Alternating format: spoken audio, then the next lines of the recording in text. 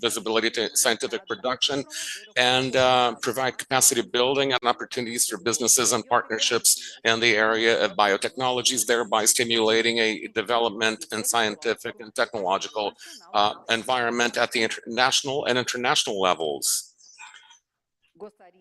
I would like to thank the sponsors of this event: Sanofi, Promega, GSK, Biotech, Sativa, Sykes, Cefit, Beckman Coulter, Bionovus, AstraZeneca, Getúlio Vargas Foundation, and Croda.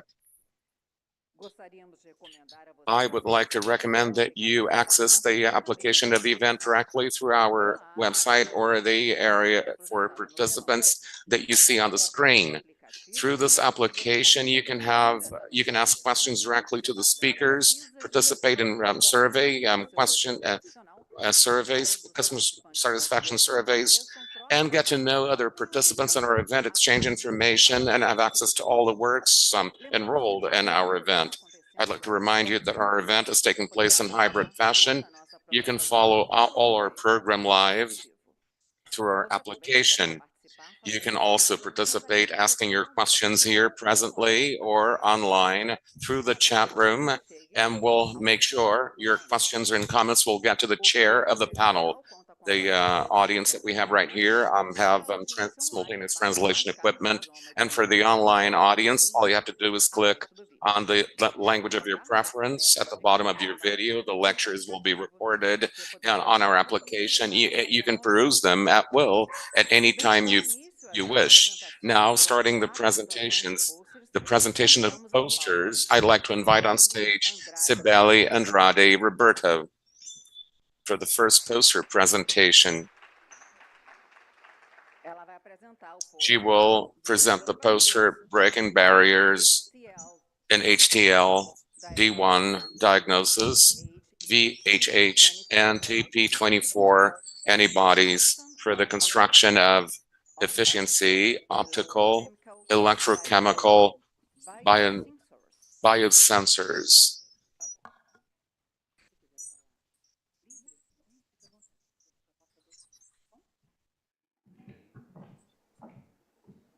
Bom dia. Good morning. I'm Cibele Andrade. I'm the PhD program student in the program at Fiocruz-Bahia, and I'll present to you the study called Breaking Barriers to an HTIV and Diagnosis. Well, you see the title on the screen. It's important that we talk about the HTLV virus. Have you heard of this virus? This virus it belongs to the Delta retrovirus family. It's associated with two high morbidity and fatality illnesses: leukemia of T cells in adults and myelopathy related to HTLV, also called tropical bradycardia. We estimate that about 10 to 15 million individuals are infected with the HTLV virus. However, in Brazil, the data are underreported, because the compulsory reporting has become mandatory in February 2024. However, with a view to developing screening methods to cater to the needs of the population to screen this infection by HTLV, new platforms are being looked into. But after all, what are nanobodies or VHH? The animals of the camelide family produce, in addition to conventional antibodies, they produce heavy chain antibodies called nanobodies. And these nanobodies have physicochemical properties that lead to their use in the construction of inputs, sensitive and specific and stable inputs. And therefore, the goal of this study was to develop an input that's applicable to the detection of the infection by HTLV1 through the development of antibodies of the VHH type. That's the immunoreactive but important marker of the infection by HTLV, which is P24 protein. We have used two strategies, the building of a optical biosensor and the construction of an electrochemical biosensor. To build the optical biosensor, we did this synthesis of the gold particles and their bioconjugation with the VHH. Once we obtained a stable bioconjugate, we then assessed it against its immunoreactivity to V24. And the second strategy was the building of an electrochemical sensor where this nanobody was immobilized and gold electrodes and all the stages of characterization were undertaken through electrochemical techniques. The construction of the optical biosensor was carried out by determining three parameters: concentration of stabilizer, concentration of VHH, and pH. And to assess the stability of this bioconjugate, we undertook an aggregation assay with the addition of a ionic disturber, which was the NaCl, and the ideal condition was considered vis-a-vis the lowest displacement of the wavelength. And the assay of stabilizer concentration, we noticed that before the aggregation assay with the addition of NaCl, the conjugates featured characteristics of wavelength between 500 and 520 nanometers. When we added NaCl, the lowest displacement took place in 75 millimolars of the stabilizers, with a displacement of 56 nanometers. With the pH assay, we noticed the same behavior. All the bioconjugates featured nanoparticles in the wavelength of 500 to 520 nanometers, and we added NaCl. The lowest displacement took place in pH 9 with 67 nanometers. Once we ascertained the concentration of stabilizer and the ideal pH for this bioconjugation, we undertook the concentration assay for VHH, where we noticed after the assay stability assay that the concentration of 6 and 8 micrograms featured the lowest displacement. However, the concentration of 8 micrograms led to the displacement of just 1 nanometer. Once we obtained this biosensor, stable biosensor, it was then assessed against its immunoreactivity through Gatti, and we were able to observe that this biosensor was able to recognize the P24 protein in the range of concentration of 400 to 415 nanograms per liter, which highlights the absence of reactivity, cross-reactivity against other antigens like the P24 protein of the HIV virus type 1. And the attempt to increase the sensitivity of these biosensors, we built an electrochemical biosensor from the immobilization of this nanobody and the gold body, and all stages of characterization led to the reduction of the current, which is the characteristic of this kind of biosensor. And when we assessed the capacity for detection of this P24 protein, we noticed a proportional increase between the increase in concentration of the P24 protein with an increase in the current. And in this biosensor, we were able to detect 1 nanogram per microliter of the P24 protein. Therefore, results obtained demonstrate that the VHH nanobodies against P24 can be used for the production of inputs, since these optical electrochemical sensors had the ability to recognize the P24 protein, respectively, in 15 and 1 nanograms per microliter.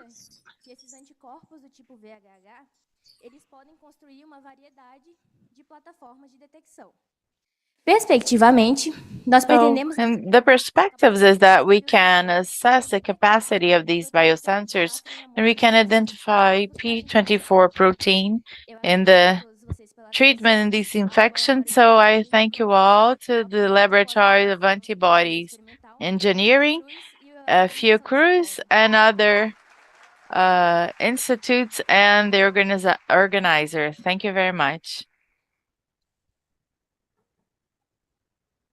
Thank you, Sibeli. Congratulations on your presentation.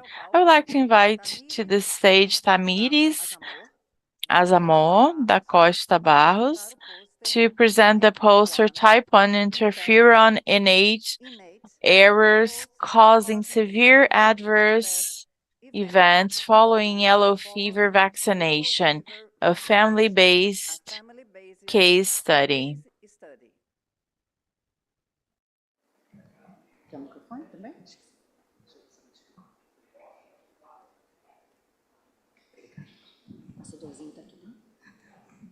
Bom dia. Oh, good morning. My name is Tamires. I work in the immunological laboratories in Bio-Manguinhos, and I'm going to talk about our study, which is type 1 interferon innate errors causing severe adverse events following yellow fever vaccination, a family-based case study. So the yellow fever is a gold standard for safety and also in terms of immunity, and it's very common in Brazil and other countries of Africa because we have the wild yellow fever virus, and we had death cases in São Paulo. The immunology involves certain events that happen days after the vaccination, where you have the viral replication that is self-limited with an innate response, innate immune, and you have the development of a viral response and tumoral response very efficiently. And these events, they happen in this interval of days after the vaccination. So they're characterizing events that are previous to the vaccination, and also a high viral yield and hyperinflammation of the patients. The adverse events are classified such as neurotropics and viscerotropic diseases, and the viscerotropics happen in 2 to 5 days post-vaccination, and the mortality is 60%, and neurotropics has a higher range and also a lower mortality. So the objective of this study was to elucidate the mechanisms behind the pathogenesis of the adverse events after vaccination and to identify biomarkers that are useful to reduce the incidence of these rare events. For that, we use samples of a phase 4 national-based studies, and these studies counted on 5 cases, including the patients and their family members. So we have here in this table the 4 cases that we have, 1 neurotropic and 4 viscerotropic, and these 3 of them were also identified as innate errors of type 1 interferon, and they were published, especially developed by the group of Dr. Jean Casanova and Carlos Reif at the Rockefeller University. And these, just to mention a little bit, the interferon type 1, where it starts in the binding of the receptors of interferon 1 and 2. It's the main pathway for this process. And the patients that we described previously, we see an illustration where we found a truncation in the receptor and also loss of axon 2, and also patients that had high antibodies against interferon, and these led to this reaction. So in this project, we seek to analyze one of the cases that was not investigated yet, which was case 2, and we then went to the whole exome sequencing and validation of the findings and of PCRs of the cases and the family members. We also use a functional analysis, including the 5 events and also healthy controls, and we had the blood samples. We isolated the PBMC, and were able to put the samples with the virus, and we used immunophenotyping and other processes. And here we have the iridogram of the family. In this case, it's a family that have 11 siblings, and 3 presented adverse events. 2 of them came to be deceased after the vaccination. And in this figure B, we can see the results of the exome, and it's an illustration that showed that the patient presented homozygous to case 2 and 3 and 4 and 5. And we can see also the axons where we have the late proband comparing to the other family members.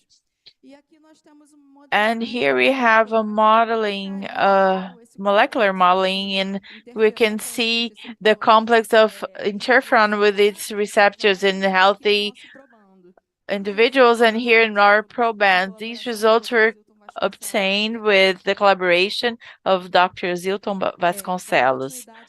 And continuing on the functional analysis, in this first graph, we can see graph A, we can see the profile of the culture, and we can see in purple the results of the adverse events. So we can see an increase in the production of beta interferon and also at L1 beta, which is an anti-inflammatory protein.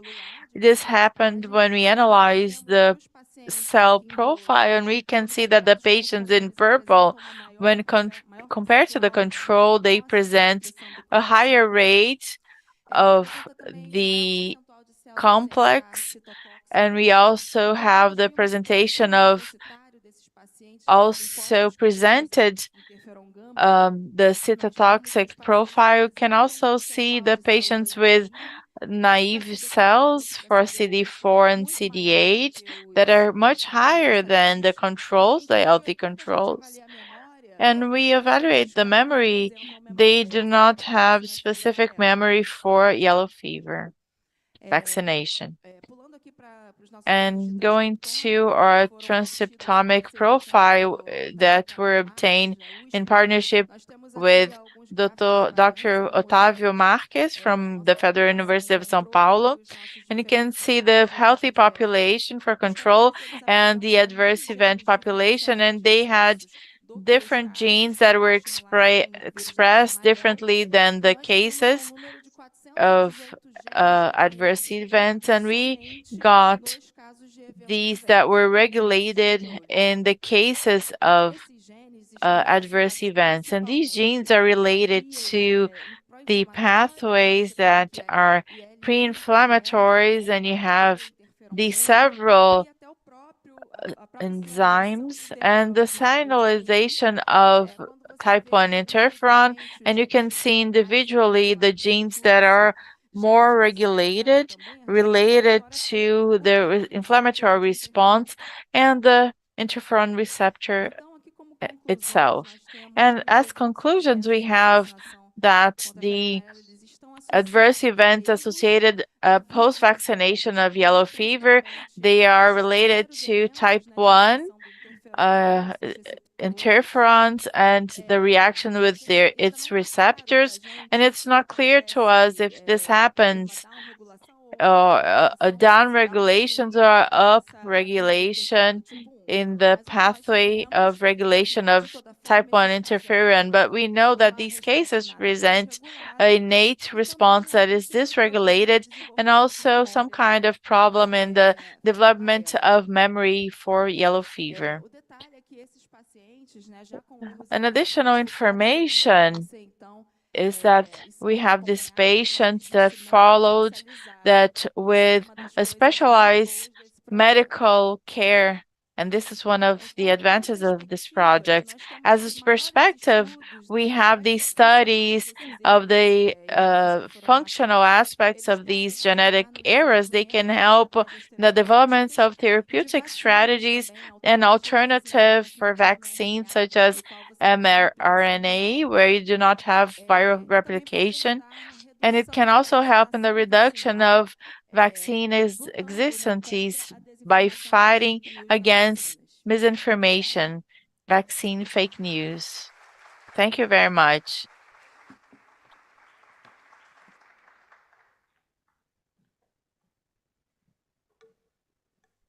So Tamires was very comfortable, was having her coffee. I'm going to present my poster and I'll be back. And Sibeli was very well as well.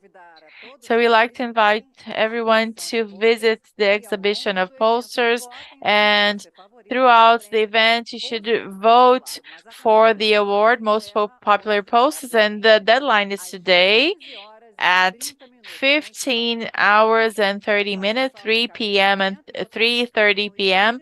So you can vote with the thumbs up on the website. And the award ceremony will happen today afternoon.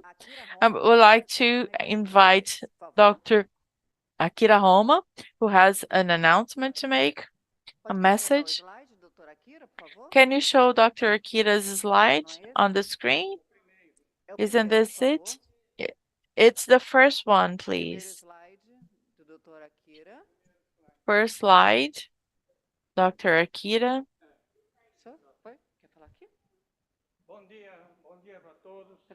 So good morning, you all. Good morning, you all. I'm going to start as Tamires ended, vaccine hesitation. This is a subject that was considered in 2019 as one of the biggest public health problem by WHO. So us vaccine manufacturers, we are very much concerned because we produce the vaccines, but the vaccines are not used. So we have been discussing for a long time internally how we could collaborate and what we could do to reverse the situation of low coverage of vaccination in the country. And this has been happening since before 2019, and this was intensified with the COVID-19 pandemic. Considering and also the recommendation was to stay home and do not agglomerate, and we had the intensification of the vaccination coverage. So discussing internally here with our team or coordinators of clinical trials, we organized a project of reconquering of vaccination coverage. So we talked with the several bodies involved, with the Ministry of Health, the National Health Council. I'm sorry, I need a sip of water here. Just a moment, please.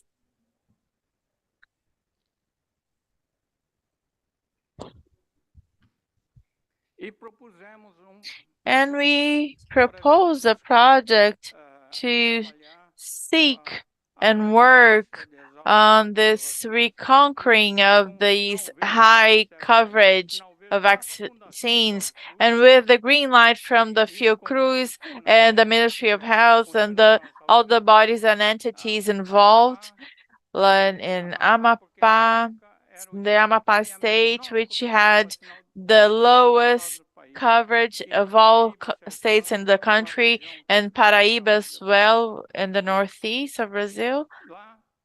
And we started talking with all the involved in vaccination, the authority, municipal authorities, and in the vaccination rooms to seek, and I heard from them why they had such low coverage and what should be done. And we had it was very hard to get to the uh, further regions of the country, and we did a mobilization to get to many professionals and medical care professional, and they said for the first time someone from the central core to ask us what is happening. So this is the first time this is happening. So for the first time, they felt empowered, and for the first time, they felt acknowledged. They had their work acknowledged, and for the first time, they felt the work.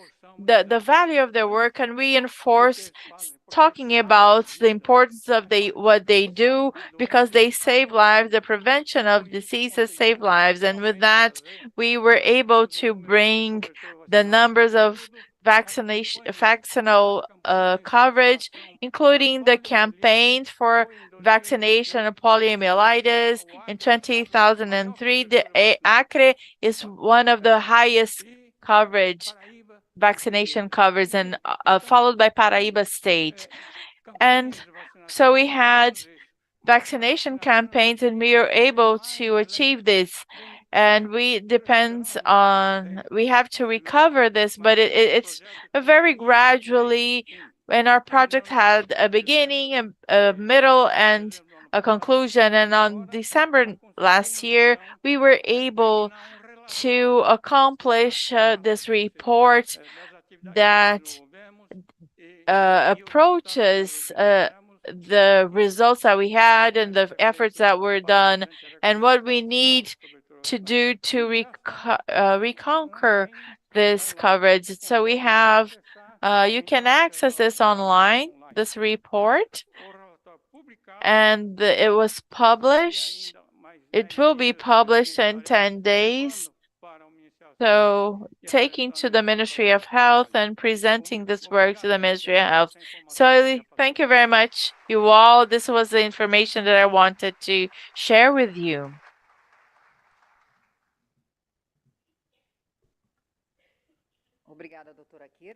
Thank you, Dr. Akira Homa. And continuing with your program, we invite as chair of the next panel, Arbovirus in Brazil, Political and Technological Challenges for the Fight Against Dengue Fever, the senior researcher of Fiocruz, Margareth Dalcolmo.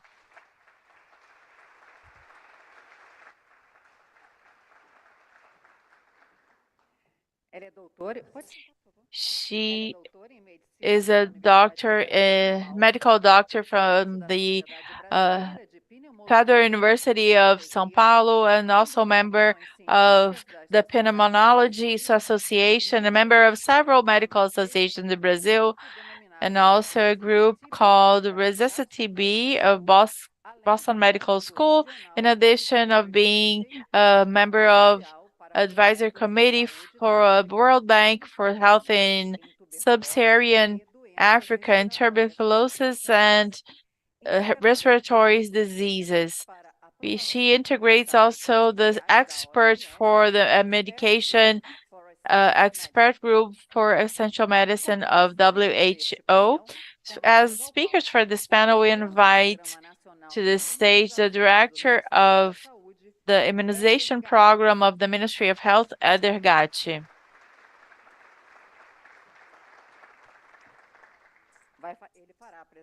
He will do the presentation, Vaccination Policy Against Dengue.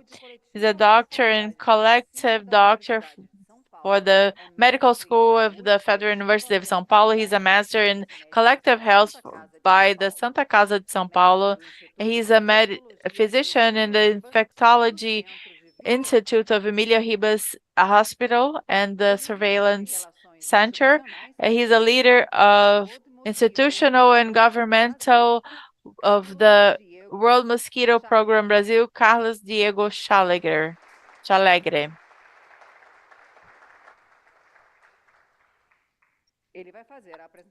He's going to do his presentation, Wolbachia method. Oh my God, this is so hard. Help me, Karlos. Wolbachia.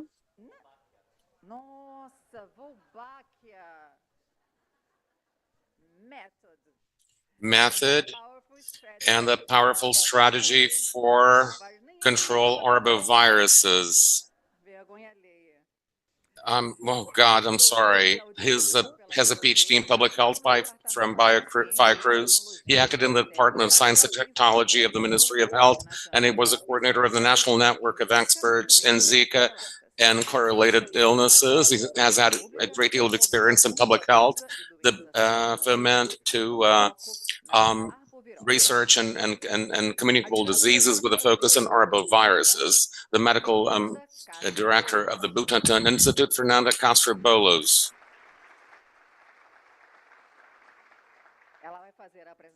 She will be making a presentation on clinical trials of a dengue vaccine. For a dengue vaccine, she has a PhD in neuroimmunology from the Federal University of Sao Paulo. She has had a great deal of experience in the clinical development in multinational corporations like Pfizer and Novartis. Currently, she's the leader of all the clinical research studies underway at Butantan.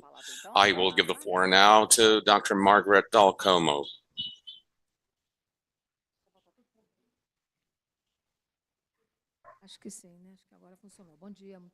Good morning, everyone. Thank you. I was joking with Dr. Akira, saying that now it's a time for me to learn because my cup of tea is something totally different. Respiratory viroses, viral infections with which I'm used to working on. It's a great pleasure to be here with such distinguished experts at such a relevant juncture when it comes to dengue. Undoubtedly, we're going to have an extremely rich debate. The first person who will be speaking at the symposium is Eder, who will talk to us about public policies and what we have at this time, the state-of-the-art policies related to dengue, and what we can expect at this time. Above all, we're being cut off by an epidemiological situation that's absolutely new. And if Eder can shed light on the policies and activities and initiatives at this point in time in the south of Brazil as well, that would be extremely useful. I'll give the floor now to you, our first speaker on the symposium. Please, if you will speak from the podium as you wish. You can be seated if you so wish. Do you have slides? Well, it's better to speak from the podium. Thank you. I will be, yeah, I'll be speaking from the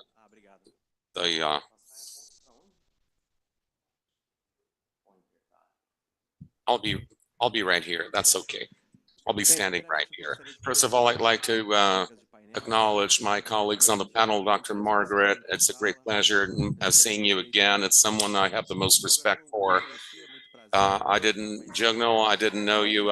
Nice meeting you. I think you're going to you'll be bringing to us an important public policy of the ministry. Dr. Fernanda Boulos, she's a friend of mine. We've been friends for a few years now. We work together at Butantan, and we were chatting on the side, but we need to actually catch up, and we have to meet for coffee or beer in Brasilia. And I'd like to thank Fiocruz for the invitation, especially Bio-Manguinhos, and Mauricio Zuma is sitting right in front of me. This event is extremely important. I was here last year, and I'm here again.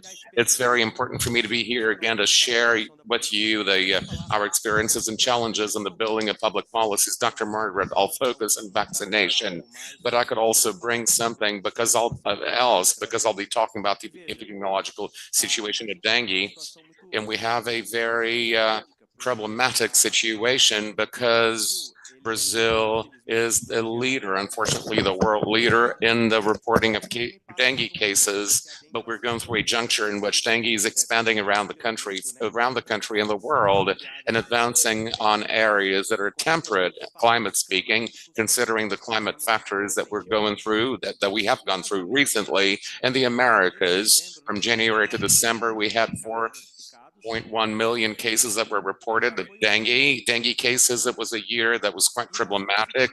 And we went on in 2023, and now 2024 is still worse. That's something new for dengue, because normally we used to have peaks with high incidence, with troughs with low incidence of dengue. Now we have consecutive years of high peaks of dengue fever, reporting over 6 million cases of acute dengue, over 2,000 deaths in 2023, 1.9 million cases with a laboratory reporting done, and 70% of the cases in the Americas were here in Brazil.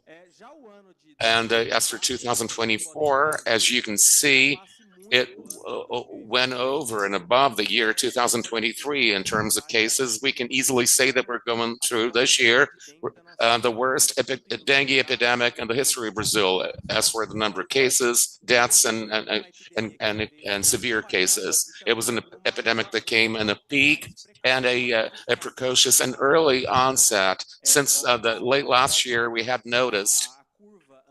already noticed the anticipated rising curve with the high peaks and high incidence. So we went over 4 million cases, dengue cases in Brazil, over 2,000 deaths have been confirmed, and now we still have another similar number of deaths to look into. Unfortunately, that it has been a very dramatic year, and it's important to report it because that provides a guideline for the decisions made by the Ministry of Health. When we look at the deaths, we have noticed also the deaths by dengue. It's natural that they should occur in age brackets, at higher age brackets of 2023 and 2024. We noticed this trend, and also the behavior of the curve is the same, even though all age brackets have had dengue incidence rates that are similar. All age brackets lead to more deaths in the older age brackets. Comparing 2023-24, an increased 236% rise in acute cases. Compared 23 to 24 deaths, we had 204% increase in deaths comparing 2023 with 2024. 23 was a very bad year, and 24 is even worse. We have serotypes that have been identified. We have the punctual cases of serotype 4 identified in the national territory, 1, 2, and 3. We have areas in Brazil and the national territory with a prevalence of one or the other. So various serotypes are circulating at the same time. It's a new scenario from 2023 till now. We have the type 1 prevails, and now type 2 is coming on. States like Amapá, state type 3, dengue 3 prevails. It's a unique scenario for Brazil as well. It's a new scenario. Talking about vaccines, I'm not going to go into detail about the vaccines that are most available to us, and I'm including here the vaccine from Butantan, which is currently being rolled out. We have the dengue vaccine from Sanofi, chimeric. It's a platform that uses the yellow fever virus as the main structure, and we have the TAC-003 from the Takeda laboratory, which uses the structure of dengue 2 as the main structure, the main genetic structure, with genetic modifications for the expression epitopes for dengue 1, 3, and 4. And we have the Butantan vaccine, which uses, it's also a vaccine on the attenuated dengue fever. It has a differentiated structure because it has 1, 2, and 3, 4 complete structure, and it uses the structure of 4 to express epitopes from dengue 2. These are promising vaccines, but in Brazil, and I'm going to talk about the decision-making process, that it's important to talk about how decisions are made.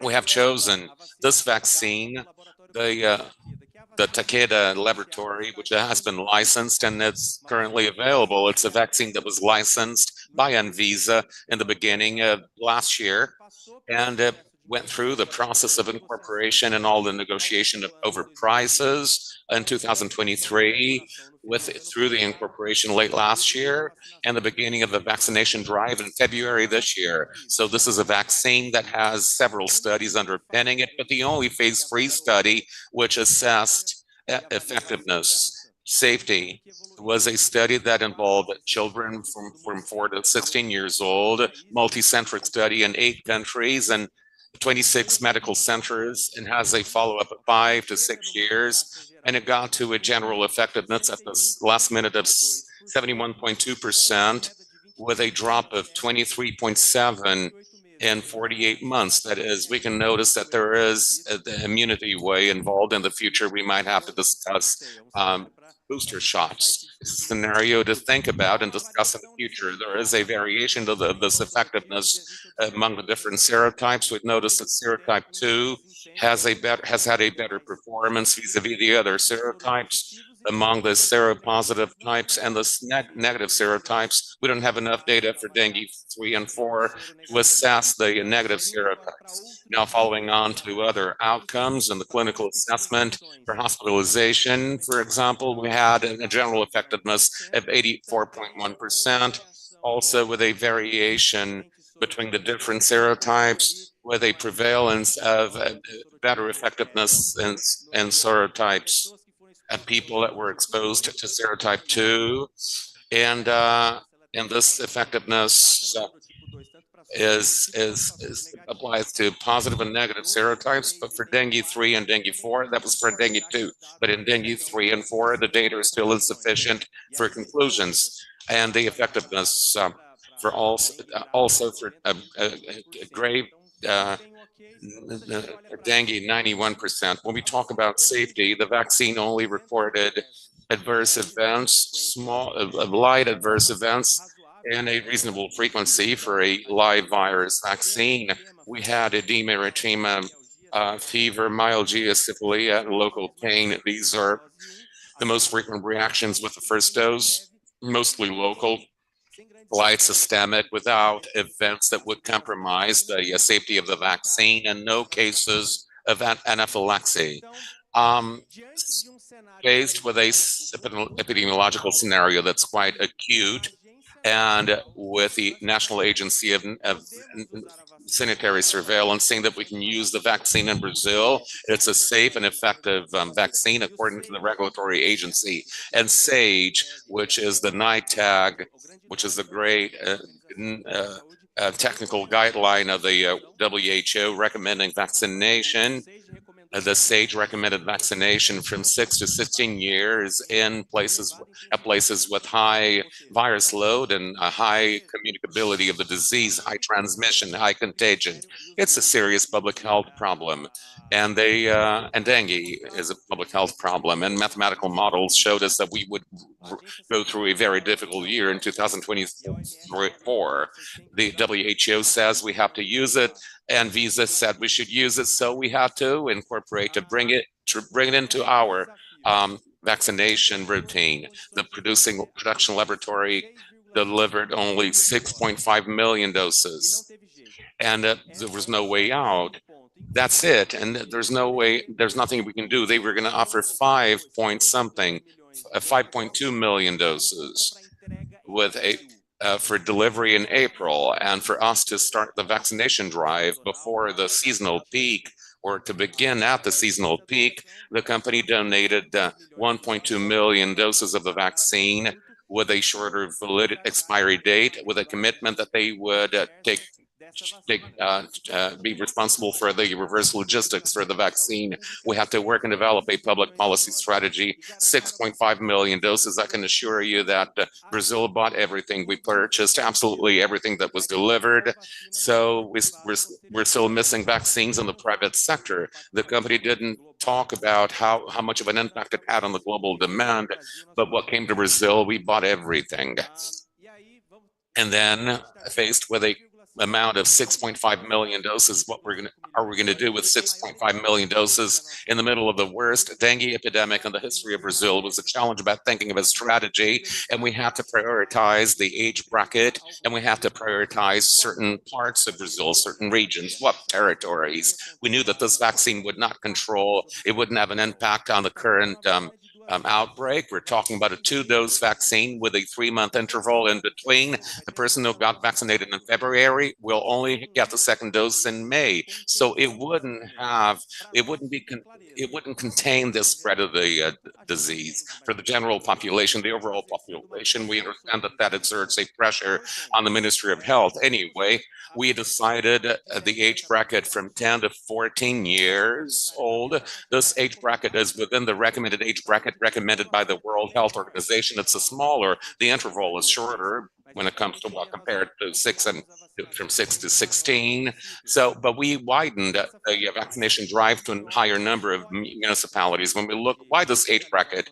When we look at hospitalizations due to dengue, considering all the age brackets, most of them are concentrated in the 10 to 14-year-old age bracket. So we followed that guideline. And when we made a decision, what cities to vaccinate, we chose the following criteria. We have 167 cities seen as priority towns. These 167 cities have almost 50% of dengue cases in Brazil. I'm talking about a country that has 5,572 municipalities. That is, we started from these municipalities. These are municipalities with over 100,000 people with a record of high incidence of dengue in the past 10 years. And we have listed these municipalities in an order, in the order of the highest, from the highest to the lowest incidence rate. And we redid this order considering another 2 parameters, the identification of high incidence of dengue from the number 27 epidemiological week in 2023 to the 3rd epidemiological week in 2024. And we also looked into another factor, which is the high identification of dengue type 2 in the month of December 2023. Why? Because the vaccine has had good performance for those who are exposed to dengue 2, but there are other factors. Dengue 2 tends to be more aggressive in younger age brackets, and then it was happening when we turned from dengue 1 to dengue 2 that had an explosive potential in terms of incidence. So starting at that point, we selected municipalities, priority municipalities. We extended the recommendation to all municipalities in the region of health. So we got municipalities from all sizes within the same region. So we began the strategy with the first 521.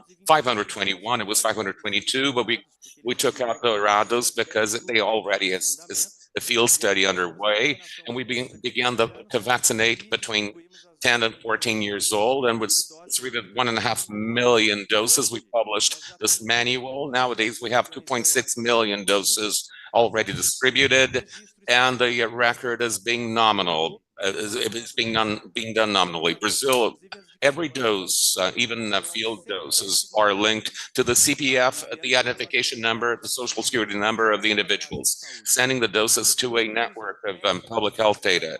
Municipalities that use the electronic portal PAC that are not linked to RDS may take up to 2 months for them to get the doses. It's also a characteristic of the record of applied doses in Brazil, given connectivity problems. Many municipalities in Brazil have that problem of connectivity. We have 1,380,000 doses, and that's the vaccination month by month, about 500,000 doses per month, and we had to redistribute doses considering that some doses were next to the expiry date, so we launched the strategy so as not to lose any doses. So we rearranged doses among municipalities. We took out all the doses that were going to be expiring from Mato Grosso in the federal district.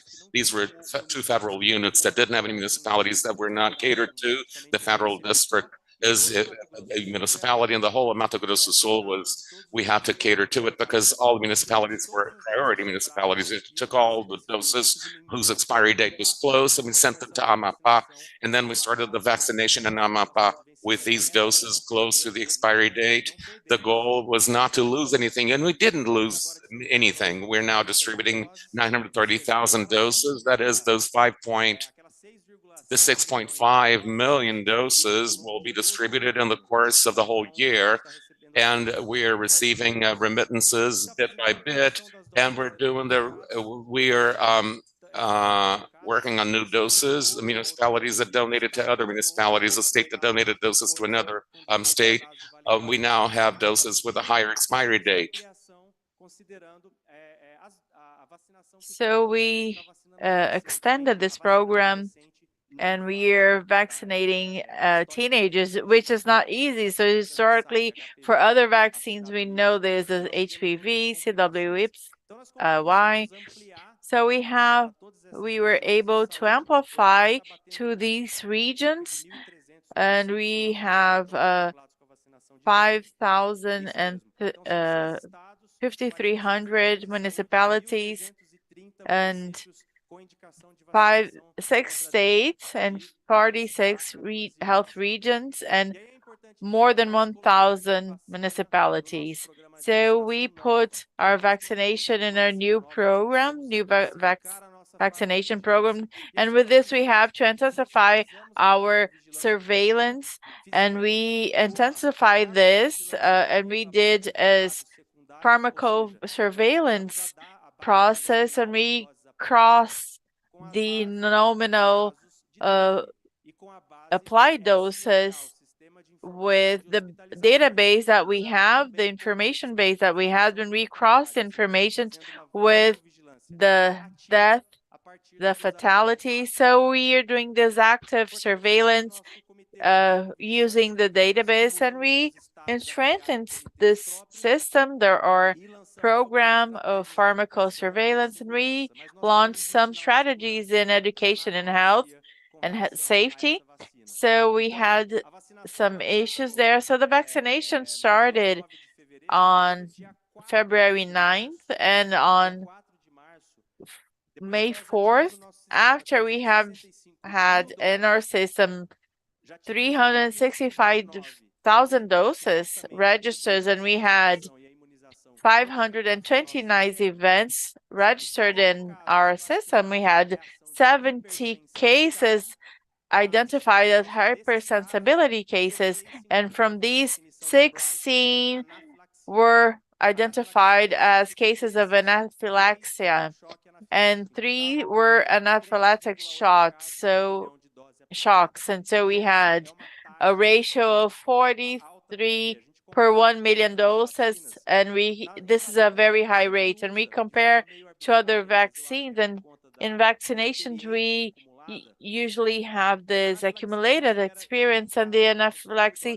we expect from 1 to 100,000 vaccines to 1 to 1 million. So we had allergenics, and in the vaccines, the COVID vaccines, we had many substances that could cause, especially there are mRNA vaccines, we had many cases of anaphylaxis. So we're seeing the same. So we are attentive, and we're surveilling these cases, and many measures were taken in this process. And since we identify the cases, we talk to both commissions, the advisory commissions and the surveillance commission. In less than 2 days, we are with the press releases, and we had a press announcements on the media outlets, and we talked about the problem, and we had to prohibit the vaccination in schools, and the Ministry of Health was vaccinating in schools because our target were teenagers. When you use now vaccination rooms specifically, and we observe this 15 minutes for those who do not have allergies background, and 30 minutes for those who have allergy background. So we presented this for the committee of the Pan American Committee, and we are going to present it to SAGE, and also submitted a publication with the description of these cases. So the measures are the screening, observation post-vaccination, and we identified this in the network and the manifestation of symptoms and the communication of risk. We notified and investigated. We also orientated and individualized and collectively. So just to talk about the time, the first case was in the beginning of the year. So here we identified the majority in the age group vaccinated by the Unified Health System, but we had studies such as the cases such as in Dourados, and also those who were vaccinated in private practices. So this is stabilized when we started a higher scale vaccination. So just to show you where we are currently, we have in our system 287 cases of hypersensibility, and from this 20 are late, 59 are of late hypersensibilities, and 122 of immediate hypersensibility, and 182 are anaphylaxia, and 46 considered anaphylaxis, and 4 are considered anaphylactic shock. This is considering a rate that is 2.8 per million doses, so we have to be very attentive to this issue. Considering other cases, other doses, we can see that this is aligned with the current protocols, and the majority of the actions that we have are regarding the anaphylaxis cases. So some final considerations is that we have the dengue vaccination as a new technology. This is a very relevant action. It's not a final solution. We have to keep on monitoring the vector viral vaccination, and this was very the efficacy is proved, and we have to reduce the reactions that are caused by the vaccination. But we have to bring some reflections for the decision-making groups, and Brazil decided on carrying out the vaccination, and we were very criticized by this. And I would like to talk about this, and me personally, I had a debate with CONITEC, which is the Unified Health System technical chamber, and we have to fight against this mosquito, and we have to take the first step. However, if we have to wait to have a vaccine that show the efficacy with the 4 serotypes, and you start in a large scale production, this will not be able to be carried out, and Takeda was not able, and Butantan was not able as well. If we put barriers to this incorporation right now, in the future we will also have to do so. The criterion used right now we have to be used in the future. So this was the argument we had. We have to take the first step, and this is the first technical argument for this. So we have to think about the decision-making process, which is not only technical but also political. So the Ministry of Health saw 4 million cases, and the clinical data and the modeling cases show this. And if we not embody this, facing the worst moment in our dengue crisis, we will be questioned by society. So we have the vaccines, we do not embody it. So we had to take this step, and those who want, they are willing, and we did it within the capabilities, and we try to do the best possible and give the technical foundations for this to happen, and this is how it happened. But we have the national agency that authorized the use of the vaccines, even though we had gaps of knowledge regarding dengue 3 and 4, because the Butantan will also have the same gap, and we we wait for the same critiques. I don't know if there's someone from the Anvisa here.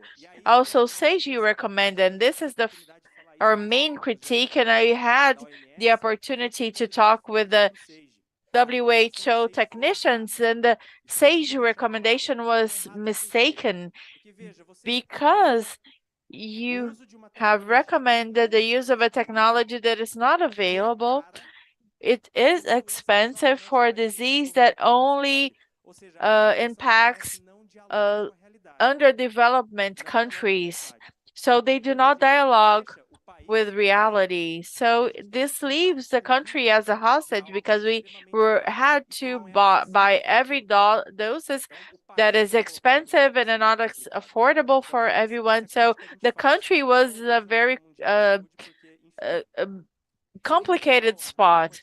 So the idea was to have a higher quantitative and to do this pre-seasonally. But I apologize if I was extended my presentation. I'm very emotional when I start presenting my projects, but I will be here with Dr. Margareth Dalcolmo, and I thank you very much. Thank you, Eder. You're always enlightening, and you raised several questions that I wish we are able to discuss, but they called my attention that we have a tight deadline here, and I have to be more rigid because Eder crossed over the time he had. But I was so much interested, but so I'm guilty as well. And I will pass the floor to Fernanda, who is going to present the state of the art of the Butantan Institute for the production of the new vaccine for dengue. And we have high expectations for this, Fernanda.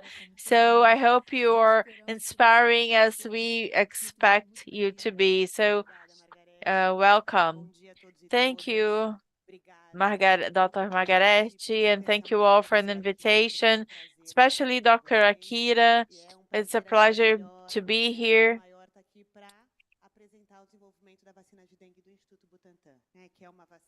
So we are here to present this production, and it's a work in process. I'm going to share how this was designed and how to do this and what we have, the outcomes that we already have. So I hope that it is inspiring, and we are very optimistic about this, and this is a very promising project. And this development that's very extensive, and we can see that other countries that already have vaccines in the market that have tetravalents, and they have 4 different viruses to be considered. So we have many challenges from the production and development standpoints, and it started in 2002 with the NIH studies licensee for the strains. They had studies phase 1 and 2 already carried out, and we started working with this, and we started to do this within the Butantan for phase 2 and 3. So this is to show on the timeline. And so in 2012, we started this licensing, and we started a phase 2 study up to 2015, and the phase 3 started in 2016. This has almost 17,000 participants. So it took us 3 years to include this population. In 2019, we concluded the inclusion of participants. So we had 2 years of segment of the last participants, and this is the landmark for the primary conclusion of the study. And even though all the participants are followed up for 5 years, so they can have a more robust database for the study. So this is concluded on July this year. I'm going to talk about the phase 2 study, which was from 2014 and 2015. which included 155 without previous exposure to dengue and 145 with previous exposure. And as we have learned before, we have to compare these two groups for dengue exposure. And we also use a placebo group, so we had several participants in this phase, and we got to the conclusion from the safety phase, it was not an efficacy, it was immunogenicity and safety phase of the study for the serotypes of the dengue fever, dengue virus, and we had as adverse events was a rash, so we had red rashes throughout the bodies, which was compatible to the other symptoms that was aligned with what NIH compared for this strains. And from the perspective of immunogenicities, the vaccines presented high conversion for the 4 types of dengue fever, so we can see the immune system reacted very well to the vaccines, so we were able to develop good antibodies. And with these promising results, we went to the phase 3, which is a more comprehensive studies, and we got more people exposed. We had 300 people exposed to 325 person exposed to phase 3. I'm not going to go in depth here because they're already present. So we had dengue 1, 2, and 3, and also a chimeric from the basic structure. It is a lyophiled vaccine with an attenuated live virus, and we have this structure. And this study was designed to make a efficacy surveillance of all fever symptoms in each participant for 5 years. And we had this safety surveillance that was more restricted in the first months following the vaccination, but we are capturing the symptoms and what makes us to lose the least cases possible in the study. The inclusion of the participants was it was carried out for 3 years, and we had hardships also due to the age groups. So we included 2 to 59 years old age groups, which is also represents a challenge as itself. So we had 17 participants, 17,000 participants, as we have mentioned, and we started analyzing how they reacted, and we analyzed the adults included and the symptoms developed, and we opened the cohort from 7 to 17 years old, and we analyzed these cases, and then we opened the smaller children from 2 to 6 years old. So the last participant was a child in 2019 between 2 and 6 years old, and we completed the study in 2024. And this date, this cutting date, I don't know if you have a pointer here. This is when the last child completed 2 years of segments. The adults and teenagers had more than 2 years of segment. So this cut gives us average of participation. So we're not only looking of 2 years of this study, we're looking at a 5 years of participation in the program. So the study's objective is the efficacy for dengue fever vaccine, and the efficacy was proved, and for any symptom dengue, which we present as a primary data, and we see this as exposure, age groups, and reaction. So we have 21 days after vaccination, and we do sub-valuation for exposure to dengue virus. This is a study that is developed 100% by Brazil, not only the vaccines, it was developed in the Butantan Institute and also the clinical trial. So we had the 16 research centers that was included in all regions of Brazil, so that we ensure that we were taking a population that was spread in Brazil and significant of our populational sample, and the distribution of throughout the age groups was very well balanced, as you can see here on the table, and we had a randomization of 2 to 1. And that gives us some 10,259 people exposed to the investigational vaccine. When we look at the features of these participants, of the baseline participants, we see that there was a good balance between vaccinated people and placebo people. From a racial standpoint, most were classified by mixed, and almost half of the population had no previous exposure to dengue, and so we had a good balance between naive dengue, people who had never had contact with the dengue virus, and people who had already been exposed, which gives us a lot of information about assessment research to ascertain people that had not been exposed to dengue previously. And here, let's go to the results. I think that that's what you're interested in, the effectiveness of the vaccine in the first 2 years. And I do apologize because the slide is in English. It came from a presentation that we did abroad.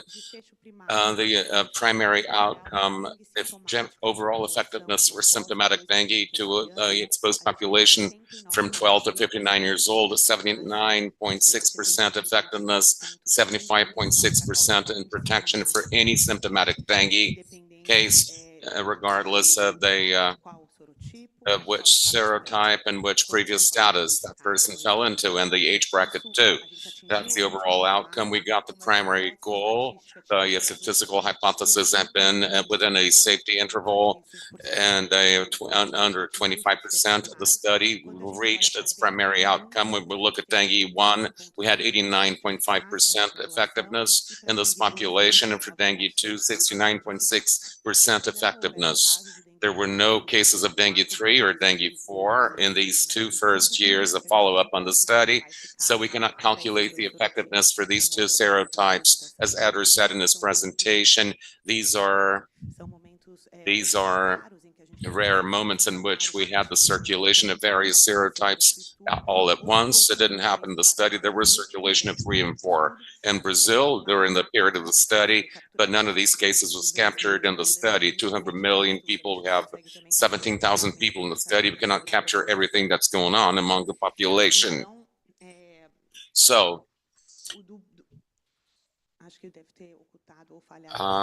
perhaps my safety slide was from a point of view of phase 3 study. We had a safety profile that's quite compatible with what we had seen in phase 2. There were no acute cases, grave outcomes. There was a lack of imbalance between the between the placebo and the real group. There were systemic problems due to the rash. It was the most common adverse effect, and the same characteristics of the phase 2 study, self-limited and light in most cases. And as we can summarize by saying that the Butantan vaccine in one dose was very well tolerated, and it was effective against symptomatic dengues 1 and 2. And regardless of previous exposure to dengue in the first 2 years of follow-up post-vaccination, there were no cases in dengue 3 and 4 that would allow us to talk about the effectiveness of these 2 serotypes in the first 2 years. And we were able to have these results, and that we have 47.3% of participants without previous exposure. There were no cases of death related to the vaccine. As I mentioned before, that's a development that's still underway. The forecast is to finish this follow-up work in June 2024, so we'll be able to have all the results for 5 years. The point that I'd like to bring to your attention is that in 2 years, and we look at only 2 years for all participants, we don't have data, statistically significant data, to do the effect of the study against severe dengue, but then we have the same cutoff date, and the participants are being followed up on for a longer period. There were grave cases of dengue in that period, and for these cases, the effectiveness of the vaccine was 88% in terms of protection against severe dengue or alarm cases, regardless of serotype and previous exposure. I think that that's pretty much what I had to share with you, and I'll be available for Q&A afterwards. Thank you. Thank you all.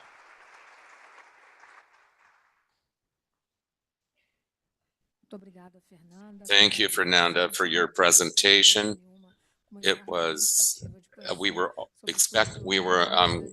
greatly in great anticipation to get to know the results of your study, especially for phase 3 studies. And I'll call on Diogo to make his presentation, and he'll be talking about this magical animal that we're expecting to hear about it, which is a Wolbachia, and the experiences we've had in Brazil and the results that we have had so far. You have the floor, Diogo. Thank you, Dr. Margareth. Thank you. First of all, thank you for the invitation to be here. Our coordinators in the United States, and so I'll be representing him. It's very good to be here. I was following up on the vaccines, Professor Kirazun. It was, and before starting, I'd like to thank you, because during the COVID, we had an extremely difficult scenario, and you were a brave warrior as a sanitary specialist, as an expert in the public health arena. I'd like to congratulate you on your efforts. Thank you, Dr. Dalcolmo. I'll be talking about Wolbachia. Some people have called it Chewbacca, but I'll talk about the name that we use to make it easier. Who are we? The WMP is a global initiative for diseases transmitted by diseases.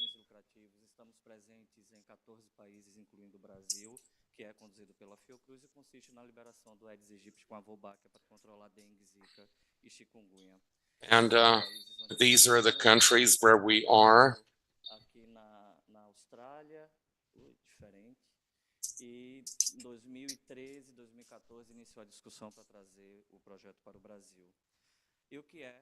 What is Wolbachia? I'm sorry, we're having problems. The speaker is holding the microphone too far from his mouth. We can hardly hear him. The translation is very hard under these circumstances.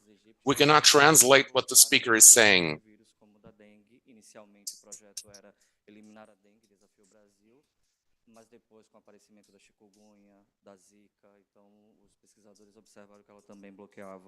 A replicação, mas ela é extremamente comum na natureza, como abelha, borboleta e formigas, e ela foi retirada da mosca da fruta e inserida nos ovos do Aedes aegypti.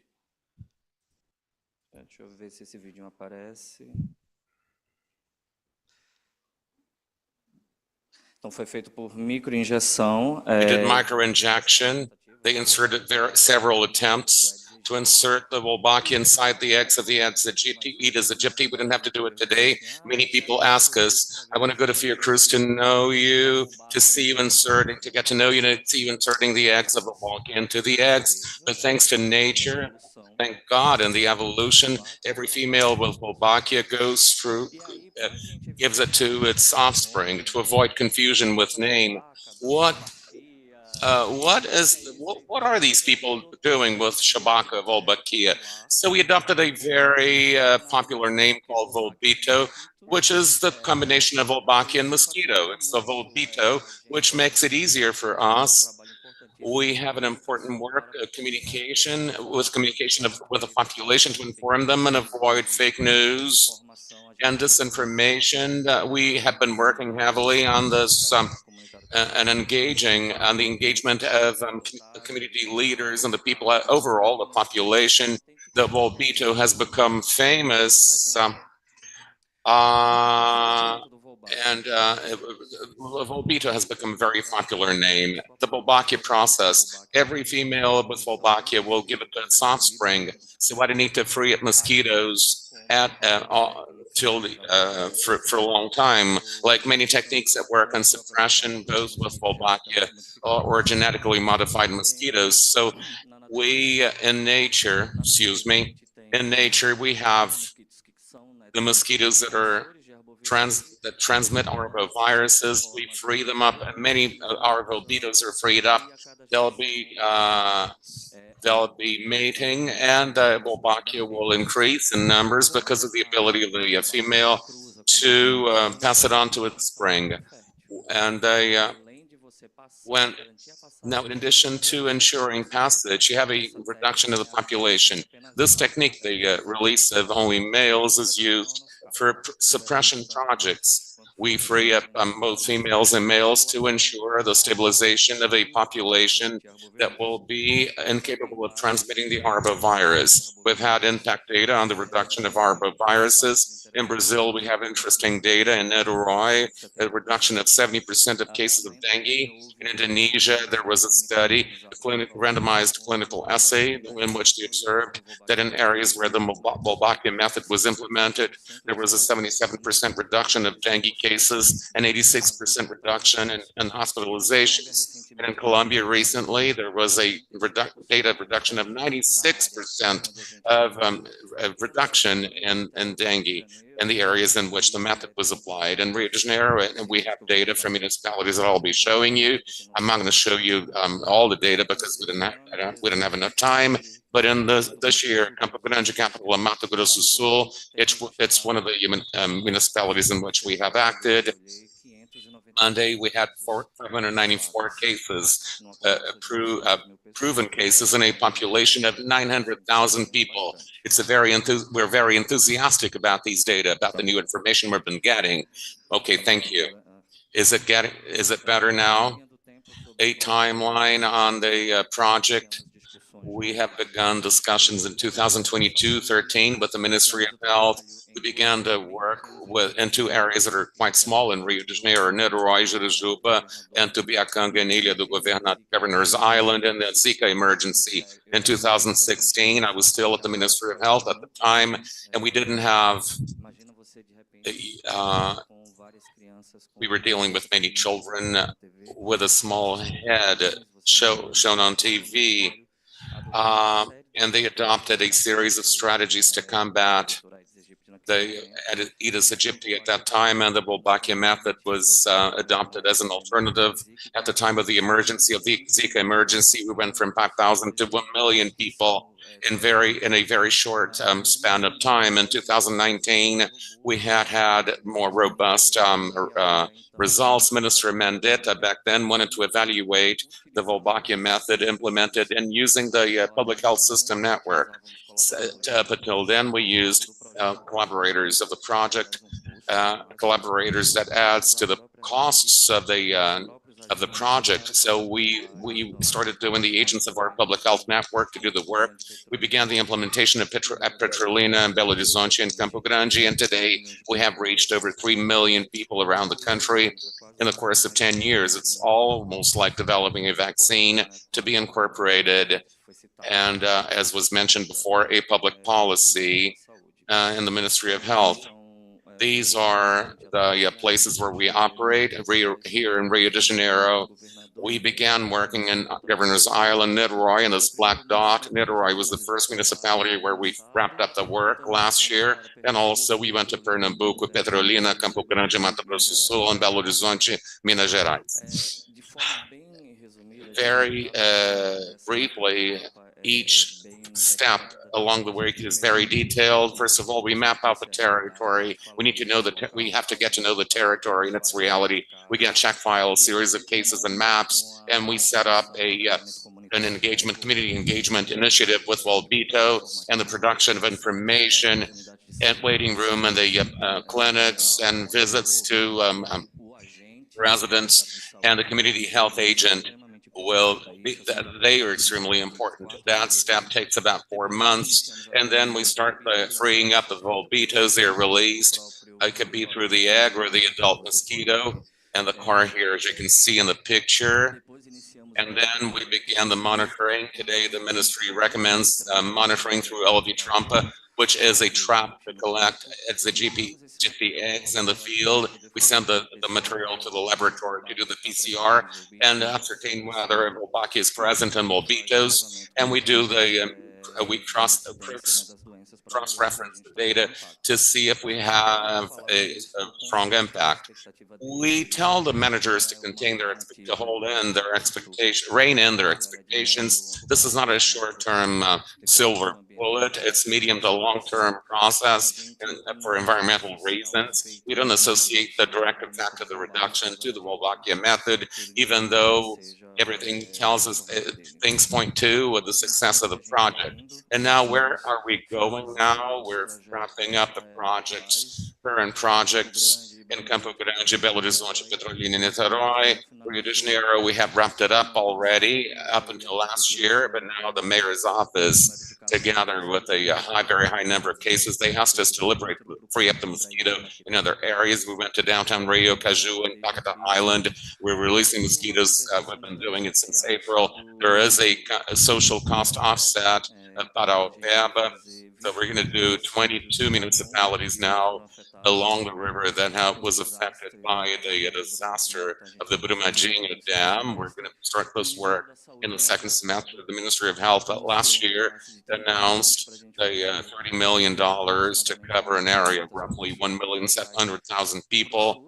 We're going to go to the south of the country, where 20 years we haven't seen a risk map pointing to dengue. For Santa Catarina state, for example, we're going to do Joinville, Foz do Iguaçu, Londrina, all of them in the south region, Presidente Prudente, Berlândia, and Natal. And now we're building a plant in Curitiba. It will be the biggest Volbito factory in the world. It will be producing 400 million eggs per month. Today, we produce 40. So we're going to 40 million. So we're going to have a tenfold increase. This factory will have products and equipment that's very modern, semi-automated. We did a lot of work, hands-on work. So we're going to be scaling it up through the use of more modern technology and equipment. In the next 10 years, we'll be able to reach 1/3 of the population of Brazil. Hopefully, I'd like to remind you that I'll talk about it later, just so you'll have an idea of the cost effectiveness of the Wolbachia method. We at the Ministry of Health, we need evidence, and a lot of evidence, so we can incorporate any new technology. And when it comes to new public policies, and the Ministry of Health asked us to do a study. It was not us. We hired a specific group by UNP and Fiocruz, and they assessed that for each real invested in the Wolbachia method, we get a economicity. I don't understand. We have a financial return that varies from 43 to 539 reais. It's not that you're saving the money, it's the return you get in the course of all these years, because you reduce absenteeism at work, you reduce the overload in the public health system, you reduce deaths. So we run these studies in 7 cities. These are data that any manager would be enthusiastic about. What's the hurdle? Not always the effects of Wolbachia method are seen during the mandate of a politician.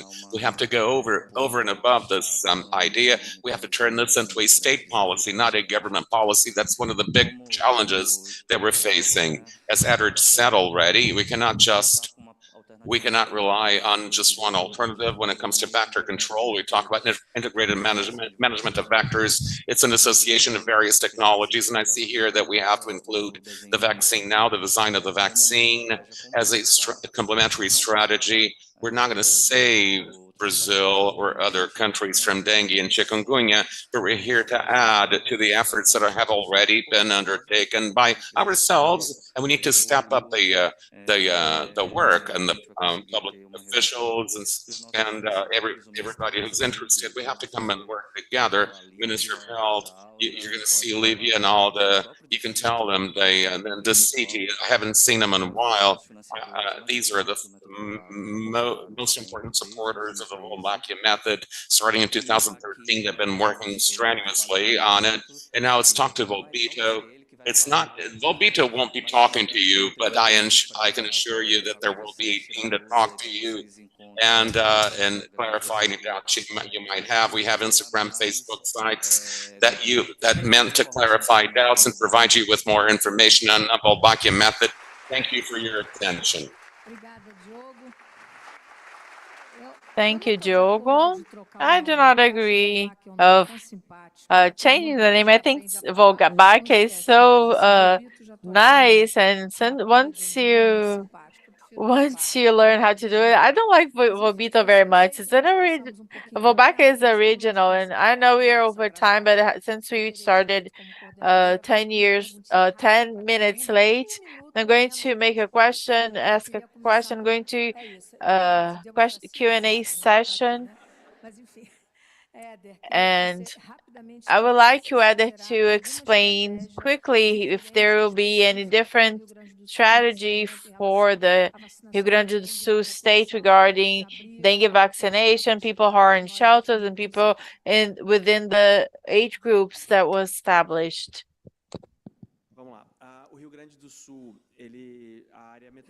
So the Rio Grande do Sul stays in the metropolitan area of Porto Alegre was already included since the beginning of the strategy. So they have vaccines there, and there's a very close follow-up of the Ministry of Health of what is happening in the state. And I would have to send my regards and to the people of the Rio Grande do Sul state and we are monitoring the storage of vaccines and the damage that we had in the affected municipalities. We had information that there are no loss of the vaccination because there was a movement to avoid the losses due to the disasters, and we are now working to vaccinate people on the shelters. And so we created operation center of the Ministry of Health, and we are not we are being able to avoid not to not miss the vaccination, and we working the age group of 10 to 14 years old, and the Ministry of Health is now going to work with a provisory measure to recover what was lost and destroyed. And from our side, in the immunization, you asked me to go fast, and I'm eating the words. And so the national program indicated resources for the purchase of equipment of cold chambers and reforms in the units, and I think it's a 30 million resource, and we are working to mitigate all the damage that were caused there. This is it. And considering that we have many people in the shelters and people are out of the school, it's going to be a correct strategy. So Fernanda, real world effectivity, when can we expect to have Brazilian vaccines produced by the Butantan Institute to protect our population? Can we think about 2025? Yes, this is our expectation, considering the dengue epidemic that we had this year, and Visa, the regulatory agency, authorized the submission in phases, which is not forecasted by Anvisa, and we can submit the material for them to approve the licensing of the vaccine in phases. So we started this in the end of April, and we started this process of submission, and we have other phases of the process, such as quality tests, that we depend on these results to complete our submission. We have the expectation of have this completed on the second semester, and they have their own process, and we have this expectation as that to have in 2025. And I think that once we have this Brazilian vaccines in Brazil, we will not buy the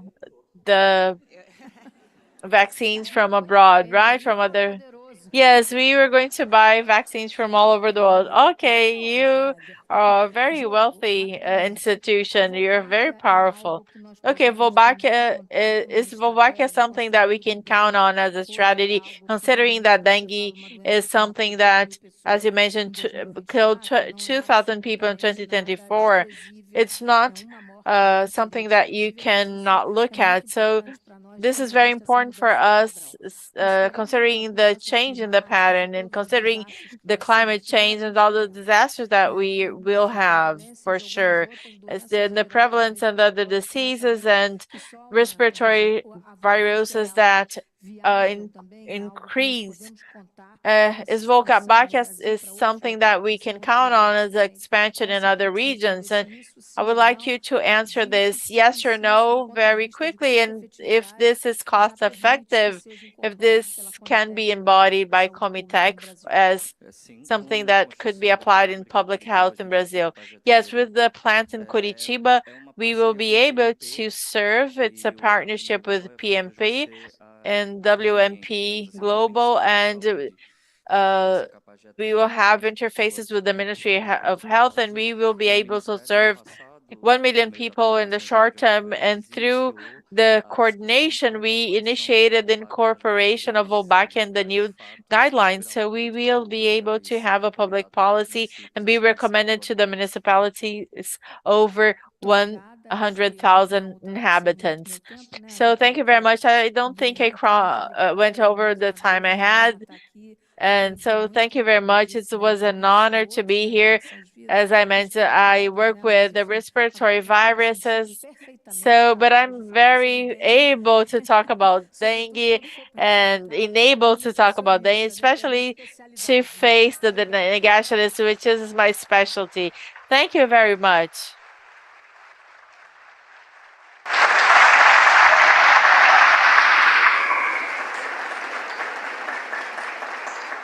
Obrigada, doutora Margareth. Obrigada. Thank you, Dr. Margareth Dalcolmo. Thank you very much. I'm sorry for Chewbacca. I did not say Chewbacca. It's everything is in English, so I never heard about Wolbachia. And someone said me Wolbachia, and I ended up talking Chewbacca. But I will never forget this. I'm going to name my dog Wolbachia or Volbito. I will never forget about this word. Yes, Volbito is cute.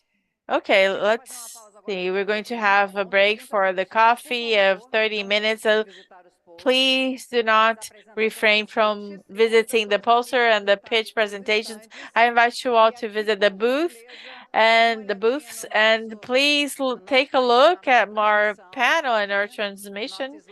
Here, our slide. Donation. Your donations is very important. The South population is counting on your help, and they will need your help for a good time. Thank you very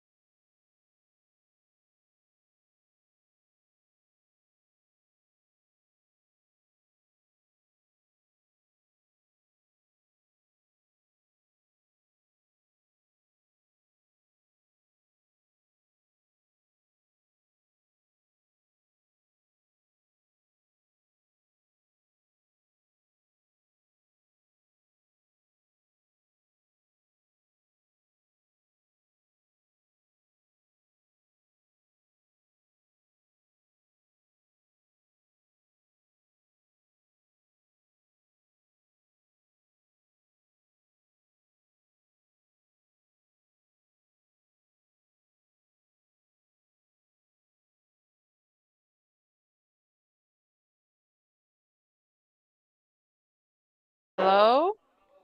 Let's move on with the program. So let's start our new panel and invite as a chair for the panel in health agenda, the T20. No.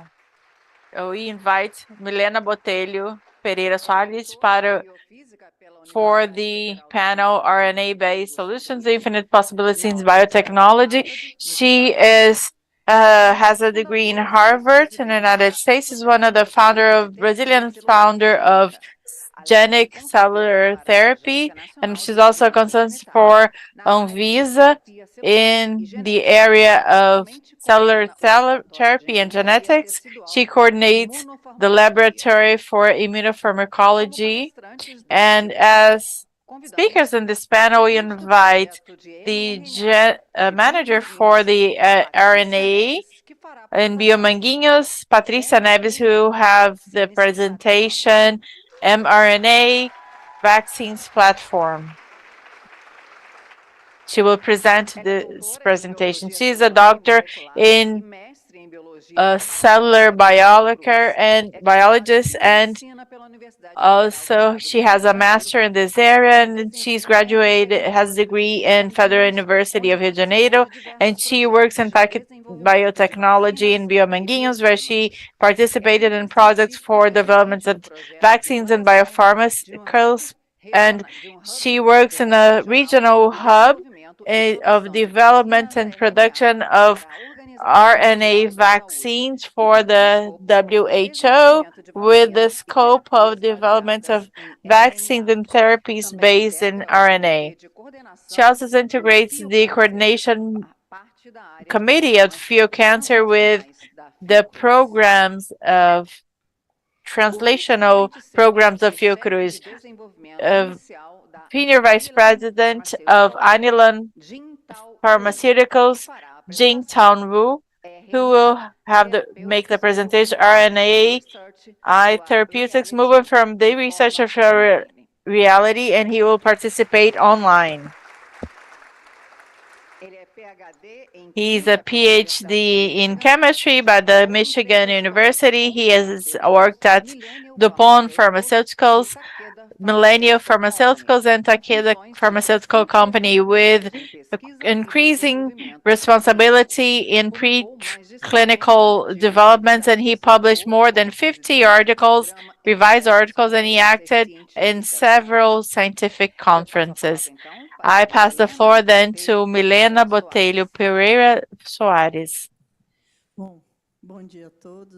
So good morning, you all. It's an immense pleasure being here, coordinating this panel with this such important and relevant subject, with the use of molecular molecules and RNA molecules in vaccines and therapies. We're going to see two presentations, and the one of vaccines and the other development of therapeutic products based in RNAs. And in the end, I'm going to also make a small presentation regarding all the development of RNA vaccines in Bahia. So I invite Dr. Patricia to start. Thank you, Milena. Good morning. So in the following minutes, I'm going to tell you what has been the story of the development of the first Brazilian vaccine, RNA vaccine, and the deployment of the platform in Bio-Manguinhos and Fiocruz. I'm going to end my speech showing the work the results that we have been having, and we have been seeding the innovation or regions in this area of RNA products. I would like to start talking about, I'm sorry, this is not working. The pointer is not working. So I'm going to talk about the context and how we started this project. And this image shows, this map is one of the websites that publish this kind of study, and it shows it's from September 2021, and this day is very important for us, and you're going to understand better. And this map shows the situation of vaccination in the world in the peak of the pandemic in 2019. So you can observe that we have countries with very high vaccine coverage. That's United States, China, Canada, countries from Europe, and especially the African countries with very low vaccine coverage. And Brazil had an average coverage due to institutes as Bio-Manguinhos and Butantan, and our situation was not as bad as Africa. So even though we were behind many other countries, more developed countries. So this was called an vaccinal apartheid.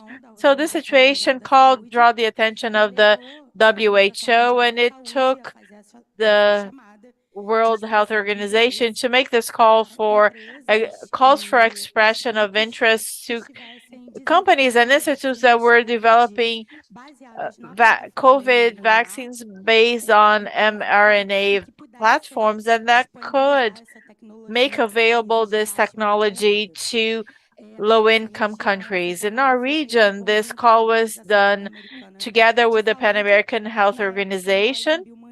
And at the time in Bio-Manguinhos, we were already working in the development of RNA vaccines for the treatment of cancer, following the portfolio of great companies like Moderna and BioNTech and other countries.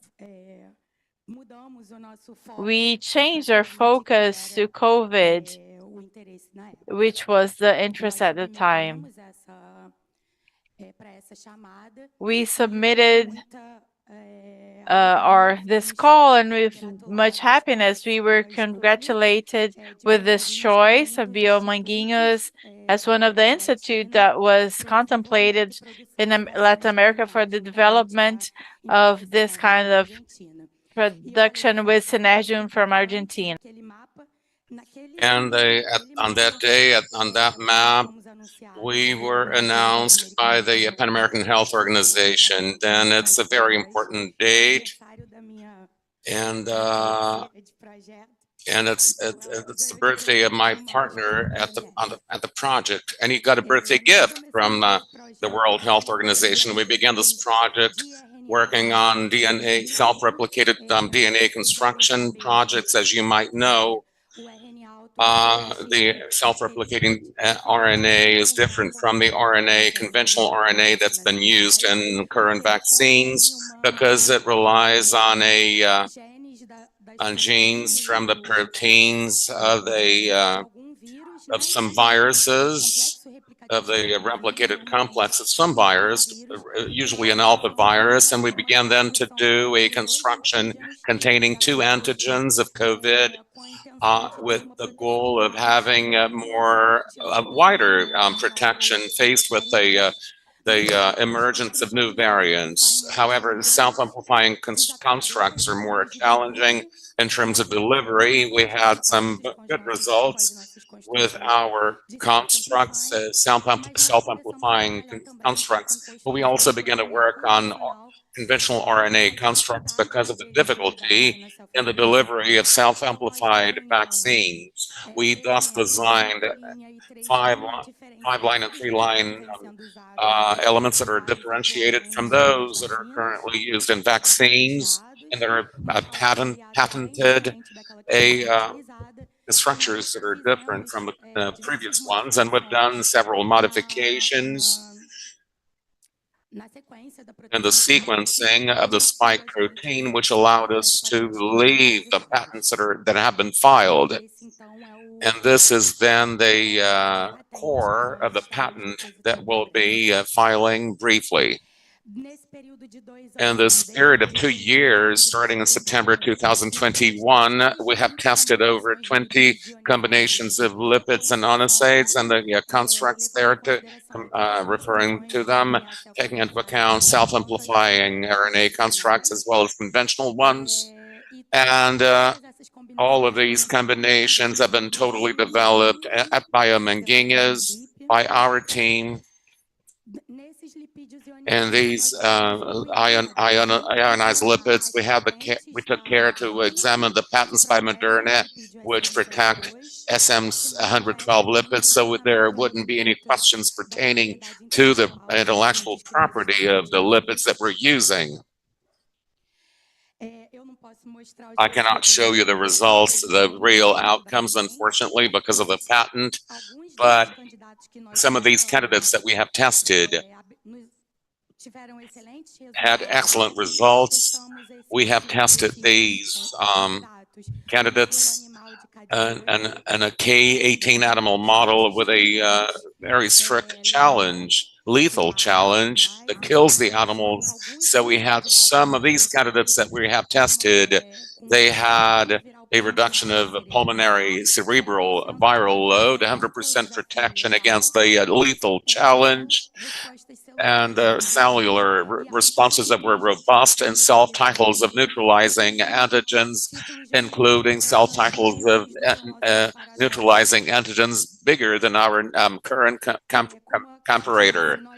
As was said before, we have fulfilled all of the requirements, internal requirements to assess patents and skills of our constructs and formulations. We have gone through the sieve of our NITs and the sieve of our central office at Fiocruz, which is Gentech, ascertaining requirements like the inventive activity, novelty, and industrial application.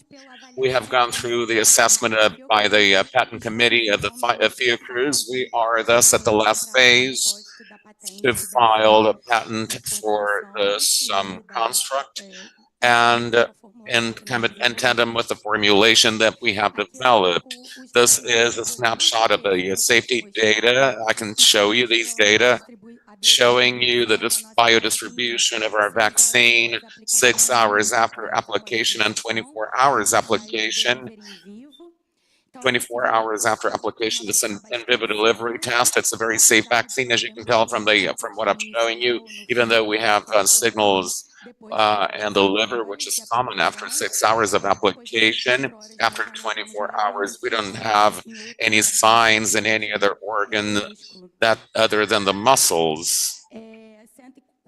144 hours afterwards, we still have some signs at the site of application, and 336 hours later, we don't have any signs in the animals, which shows the safety of our construct.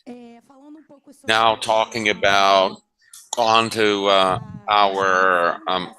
facilities of our production area, because in addition to the development of COVID vaccines within the scope of the project, we're completely implementing the platform and the platform at Bio-Manguinhos. As you can tell from the picture, our production area is located on the 3rd floor of that building on our campus, Fiocruz campus.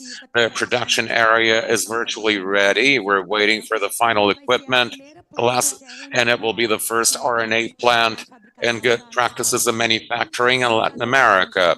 We have adopted as our production system of the RNA, the quantum system of a Belgian company with which we are partners, and we have installed and tested our equipment towards producing nanoparticles and according to good manufacturing practices. I'd like to ask our technicians to show you the video of the quantum video showing its operation.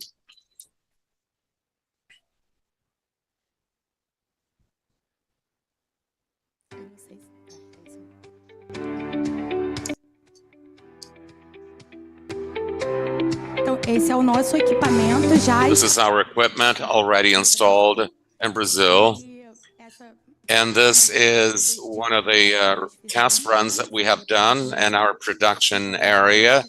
The equipment is totally operational. In 2 weeks' time, we'll be producing our first lot of drug substances in good practice, according to good manufacturing practices. It will be the first drug substance lot produced in Latin America.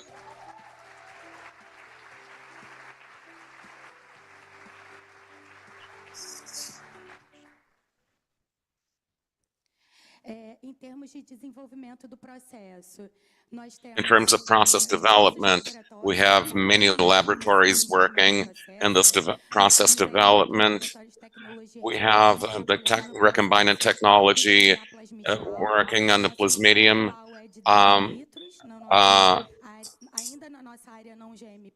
In the GNP area, we hope to get to at least 6 liters, and with a final yield of 540 milligrams of plasmodium was enough to do 36 rounds of in vitro transcription, which is more than enough for our demand. We also have scaled up the production of the alionerization of the plasmodium. We are currently working with 20 milliliters because our current need caters to that requirement. We have the capacity to do 200 milliliters of plasmodium linearized. It's enough for 6 productions in our equipment of in vitro transcription. Our equipment of in vitro transcription will go from 200 milliliters to 800 milliliters, 200 milliliters of reaction. That's enough, sufficient to produce 4 grams of RNA, which is enough, even though the scales are similar. And our total capacity currently is 16 grams of RNA in terms of doses. That gives us 220,000 doses of 50 micrograms. These 200 milliliters of RNA can be encapsulated in 28 liters of formulation. And we have encapsulated a lot of 4 liters. We're currently on the scale of 4 liters, but for reasons of tests, it was the first test we have done. Virtually, we would have the ability to, for 28 liters of production, which represents in terms of doses 62,700 doses. This encapsulated RNA is formulated and filtered, which gives us a final capacity, taking into account a lot of 200 milliliters for 39,300 doses, which is more than enough to do the clinical studies. These are the data from our first lot of encapsulation and our equipment and good manufacturing practices. We have obtained a nanoparticle of 90 nanometers with homogeneity that's quite satisfactory. 0.1 reliability with a 4-liter lot, which would be tantamount to 8,000 doses, roughly speaking. And in terms of the establishment of the quality control tests, we have 70% of the tests that have already been established. We're waiting for the finalization of our production area so that we can produce viability lots, feasibility lots, and do the validation of these methods. Those that have not been tested, we already have the equipment, but it's not yet properly installed. So once we set it up, we'll go on to the development of those methods, and everything's being done in tandem with tandem work with between the Vice Directorate of Innovations and the Vice Directorate of Quality Control personnel. We've done also preliminary studies of stability with a bench lot, a small bench lot, and where we have analyzed 6 attributes, quality attributes, intra-lot and inter-lot. We've done 3 lots, And our formulation is stable for 60 days from 2 to 8 degrees, and it's less under minus 30 degrees. It's important data that we're going to be reproducing with our first lot produced in the good practices area. As for quality assurances, we produce a total of 36 documents. We have produced 36 documents of several typologies that are required for the transfer of the process from the bench area to the pilot production area, and 87% of these documents have already been prepared or have been approved. It's a joint effort. It's very large, done for the first time inside our unit, with a commitment by our team and the team of the pilot plant and the team of the Vice Directorate of Quality Control. Now, in terms of milestones, what we are doing at the present time is to wrap up the tests on the 2 models required by our regulatory agency. We have toxicological studies planned for June, when we're going to be wrapping up our first lot and the good practices, manufacturing practices. And our production plant is basically ready. We're waiting for 3 purification equipment for nanoparticles and other equipment too for the plasmidium DNA production. And our first lot, complete lot for drug products is expected for June 2024, in a month and a half's time. In terms of implementation of the RNA platform, not talking only about the development of the COVID vaccine, but all these competencies that we have developed over the past 2 years, not only the team that worked on the initial development, but all the process of transfer of production of documents, analysis of patents, and quality control. That has allowed us to say today that we can offer through a partnership or in services the whole foundation for the development of RNA vaccines, such as the design of the antigens that we've been working on through a partnership to begin a study using artificial intelligence to do this design. And our skeleton, our backbone for the RNA vaccine, which is what we're patenting at the present time, the development of formulations and the material for the principles proof, the production and pilot scale, non-clinical lots, and our animal experiment laboratory that's prepared for animal tests. And the scaling, the pilot plant team has been working strenuously on the scaling studies and process improvements. And briefly, momentarily, we hope to have the ability to produce clinical lots and good manufacturing practices. Obviously, the development of all of these competencies has taken us to really to act as a hub for the technological development of RNA products in Latin America. And we have begun to, we have attracted through our competencies many partners, not only in our region, but also in other regions of the world. We have drawn the interest of many partners. In Europe, we have Quantum, our partner from all along in the development. And recently, we were contacted by the Bull Farm company in Portugal. Obviously, within the arrangement of the World Health Organization, we have several commitments and the joint development efforts with Afrigen and South Africa.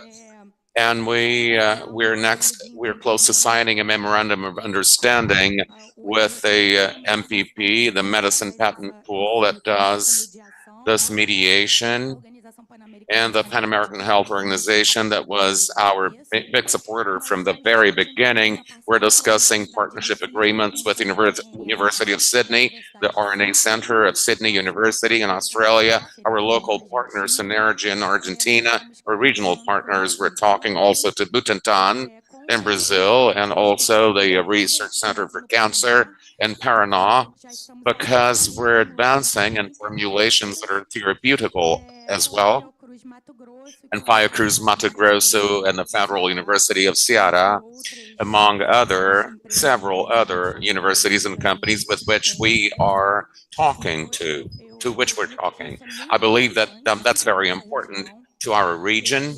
I believe that it's innovative, it's a breakthrough, and I think that this is the opportunity for us to show our strength as a country, as Latin America, to showcase our ability, our capacity, not only in production, and we had showcased it before with increased capacities that have surfaced, that already existed, but which have flourished in the course of the pandemic, and they are very robust at Bio-Manguinhos and Butantan. But I think that our dream when we began this project was to poise Bio-Manguinhos and Fiocruz and our local partners as hubs for the technological development, because we're only going to reach truly the equity in the distribution of vaccines and high value added products when we're able to develop our products. And the first graph that I showed you shows you very clearly that at the moment we need a sanitary emergency, for example, we still, even though we have the productive capacity, we still need other developers to transfer their technology to us. We should develop our own capacity to be totally free and independent and self-reliant, to have our own products. I'd like to thank you immensely. The team of the technological laboratory, immunological laboratory that's working incessantly all the way, and many teams of Bio-Manguinhos involved, both in the Vice Directorate of Innovations and also Vice Directorates, many joint studies being done and many innovative works being carried out. I dare say that for the first time at our institution, perhaps for the first time in Brazil. Thank you, and I'm very proud of the work we're doing. And I'd like to thank you from the bottom of my heart, all of you who are making this happen, and turning this into a reality.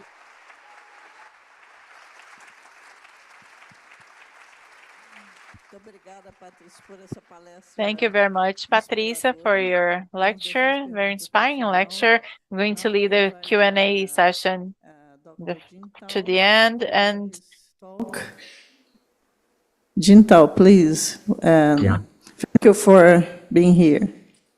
Thank you, Milena, for the introduction. Let me share my screen. First, I apologize for cannot be there with you all in person. I'm actually in Brazil, in Sao Paulo, but I have a pre-commitment in Sao Paulo later today. So I'm here, very excited to be here today to talk to you about a new class of innovative medicines, RNAi therapeutics, that's moving from research into reality. So I want to start with a brief history of the RNAi therapeutics. Now, the phenomenon of RNAi was first observed in 1990, where researchers found their petunia flowers turned white on overexpression of a gene which is supposed to make it more purple. Now, nobody can explain what happened until 8 years later. In 1998, Andrew Fire and Greg Mello reported potent gene silencing effect in worms. And they also elucidated for the first time the biological mechanism of RNA interference. So they call it RNA interference and RNAi. And in 2006, both of them received the Nobel Prize for this breakthrough discovery. Now, shortly after that breakthrough discovery, Alnylam Pharmaceutical was founded. Now, after that, it took a long time for Alnylam and other companies in the field to turn a research findings into a therapeutic reality, a medicine that can reach out to patients. So I'm going to go through some of that, why it takes that much time, that it's so hard to turn in research into reality. But the good news is after 16 years of extensive effort, including numerous failures, we were able to get our very first approval for an RNAi therapeutics on Patro in 2018. And quickly following that, we have 4 additional siRNA drugs got approved, including the one that we partnered and commercialized by our partner Novartis, Cibrarava, approved in Brazil. So now, before I want to talk to you about some of the key breakthroughs in the science, how we get to turn the research into a reality, I wanted to briefly review how an RNAi therapeutics works in our body.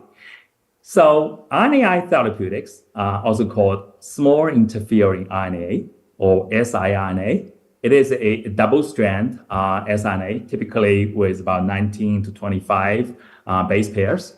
Now, when it gets introduced into the cytoplasm of a cell, it will bind to a protein, an endogenous protein complex called RISC, which stands for RNA-induced silencing complex.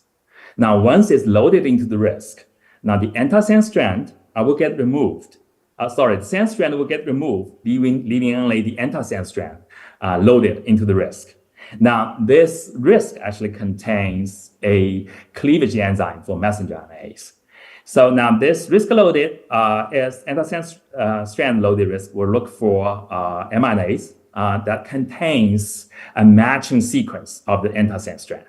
Now, once they found that matching sequence mRNA, the RISC will perform the cleaver function to cleave that messenger RNA and shut down the protein translation.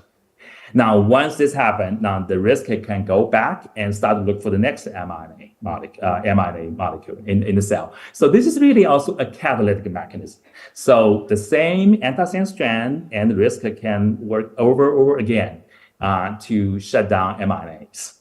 So that's why this is also a very potent mechanism because of that. And in theory, we can silence any genes in the genome. And it's important to mention that this mechanism is actually, it's a natural mechanism. MicroRNAs in the body actually leverage this mechanism, this RISC-mediated cleavage mechanism, to regulate gene expression. So now, look at this mechanism. Sounds like it's a simple process. However, to really make this to be a real therapeutic drug for patients, we have to overcome many, many challenges. I'm just going to highlight some of the key breakthroughs in this process. Now, first, to understand this, let me briefly talk about some of the characteristics of siRNAs. Right, as I mentioned, siRNAs, these are double-strand oligonucleotides that chemically synthesized, typically 19 to 25 base pair in length. Now, because of this base pair and the double-strand nature, so it has a large molecular weight, around 14,000 Dalton. And because it also contains nucleotides, so it is highly negative charged, and it's a very hydrophilic molecule. So none of these properties actually make it more like a drug, attractive as a drug-like property, right? And specifically, the challenges are first, the unmodified siRNAs are not stable after dosing into the human body or any live animals, just because we have this ubiquitous nucleus in our body that's going to cleave this siRNAs. So the first problem to solve is the stability. Now the second, because the larger size of the molecule, it will not passively diffuse or distribute into any cells or tissues. So it needs an active delivery mechanism to deliver the siRNA inside the cells. So that's the other challenge. And also we found these unmodified siRNAs also have some immunostimulatory effects. So that's another challenge. So this all being said, so this is natural unmodified siRNAs doesn't have any drug-like properties. So how we address this problem is through chemical modifications. After numerous and collective effort in the field, that we look at all kinds of modifications, and we finally optimize, find, and generate a a chemical modification based on 2'-O-methyl and 2'-fluoro will provide the best stability of the siRNAs. And also, it will help able to mitigate this immune activation as well. Now, this is easy to say, but once you introduce this chemical modification, it actually increases another layer of complexity, because where do you put the 2'-O-methyl and where do you put the 2'-fluoro actually make a huge impact on the potency of the molecule. So all this need to be studied and figured out. Now, I don't have time to go to detail, but another dimension of this is we start to learn that some of the toxicities we've seen with siRNAs are actually not driven by any of the chemical modifications, but mostly based by the seed-based off-target effects. Now, on Island, we have, again, reached out to a chemistry toolbox, have designed a novel chemistry templates we call ESC+. That was effectively minimize this off-target effects. So our siRNAs are not only potent, but they are also highly safe in human. So now, once we address the metabolic stability and the immune stimulatory effects, now the next challenge, as I mentioned, is the delivery, right? Now think about this delivery is not only we want the siRNA to go into the tissue that we want, but we also wanted to go into the cell type that we want to go into. And not only we wanted to go into the cell type, we also wanted to get into the cytoplasm and load onto that risk complex I just talked to you about. So through the years of innovation, now we have worked out two mechanisms for liver delivery. One is through this lipid nanoparticle. I think Patricia just touched on that. This is the method, it's a very similar method used for delivery mRNA vaccines. Basically, it's a lipid formulation. And our first approved therapeutics, Patro, was actually using this lipid nanoparticle formulation. Now, the second delivery method is a little bit more simpler. It's using a conjugate approach. We actually leverage this is the ASGPR, which is the acetylglycoprotein receptor that's expressed on the hepatocyte surface, as a receptor to deliver our siRNA. So for our siRNAs, we conjugate it to a GalNAc. It's acetylglycosamine. It's a sugar, basically. So an ASGPR will recognize the sugar moiety and bind it and internalize the siRNA into the hepatocytes. So this is a highly effective and simple way to deliver siRNAs into hepatocytes. And I think both delivery approaches are highly effective, but most of our late-stage products or newer products were based on this GalNAc siRNA approach, just because of the simplicity of a single chemical entity.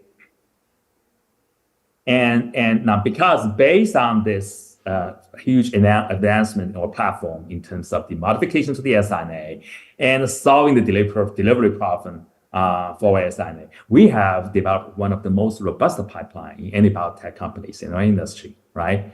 And it's across different stages and different areas. At the end, I'm also going to briefly touch on not only liver, we are now also entering into actual hepatic space, such as CNS space. But on the right side, it's so exciting to see now through all this work, a pipeline, we have now 5 approved RNA therapeutics. That's on the market. That's helping patients with unmet medical needs. So in the next few minutes, I'm going to take just a few time to give a brief highlight some of the products that's got approved in this space. I want to start with our TTI amyloidosis franchise. So this is transthyretin mediated amyloidosis. It is a rare and progressively debilitating and fatal disease caused by misfold TTR protein that accumulates as amyloid deposits into multiple tissues. Now, there are 2 major manifestations for this disease, polyneuropathy and cardiomyopathy. Now, when this amyloid deposits mostly deposit onto nerves, it will have this causes polyneuropathy. On the other hand, if it's the mostly deposit in the heart tissues, it will cause cardiomyopathy. And we have 2 products, Patro and Vutra, that's approved for the polyneuropathy manifestation of the disease. And because those cardiomyopathy and polyneuropathy, all caused by same disease mechanism, we have an active clinical trial ongoing. We evaluate vutrisiran as a new therapy for cardiomyopathy as well.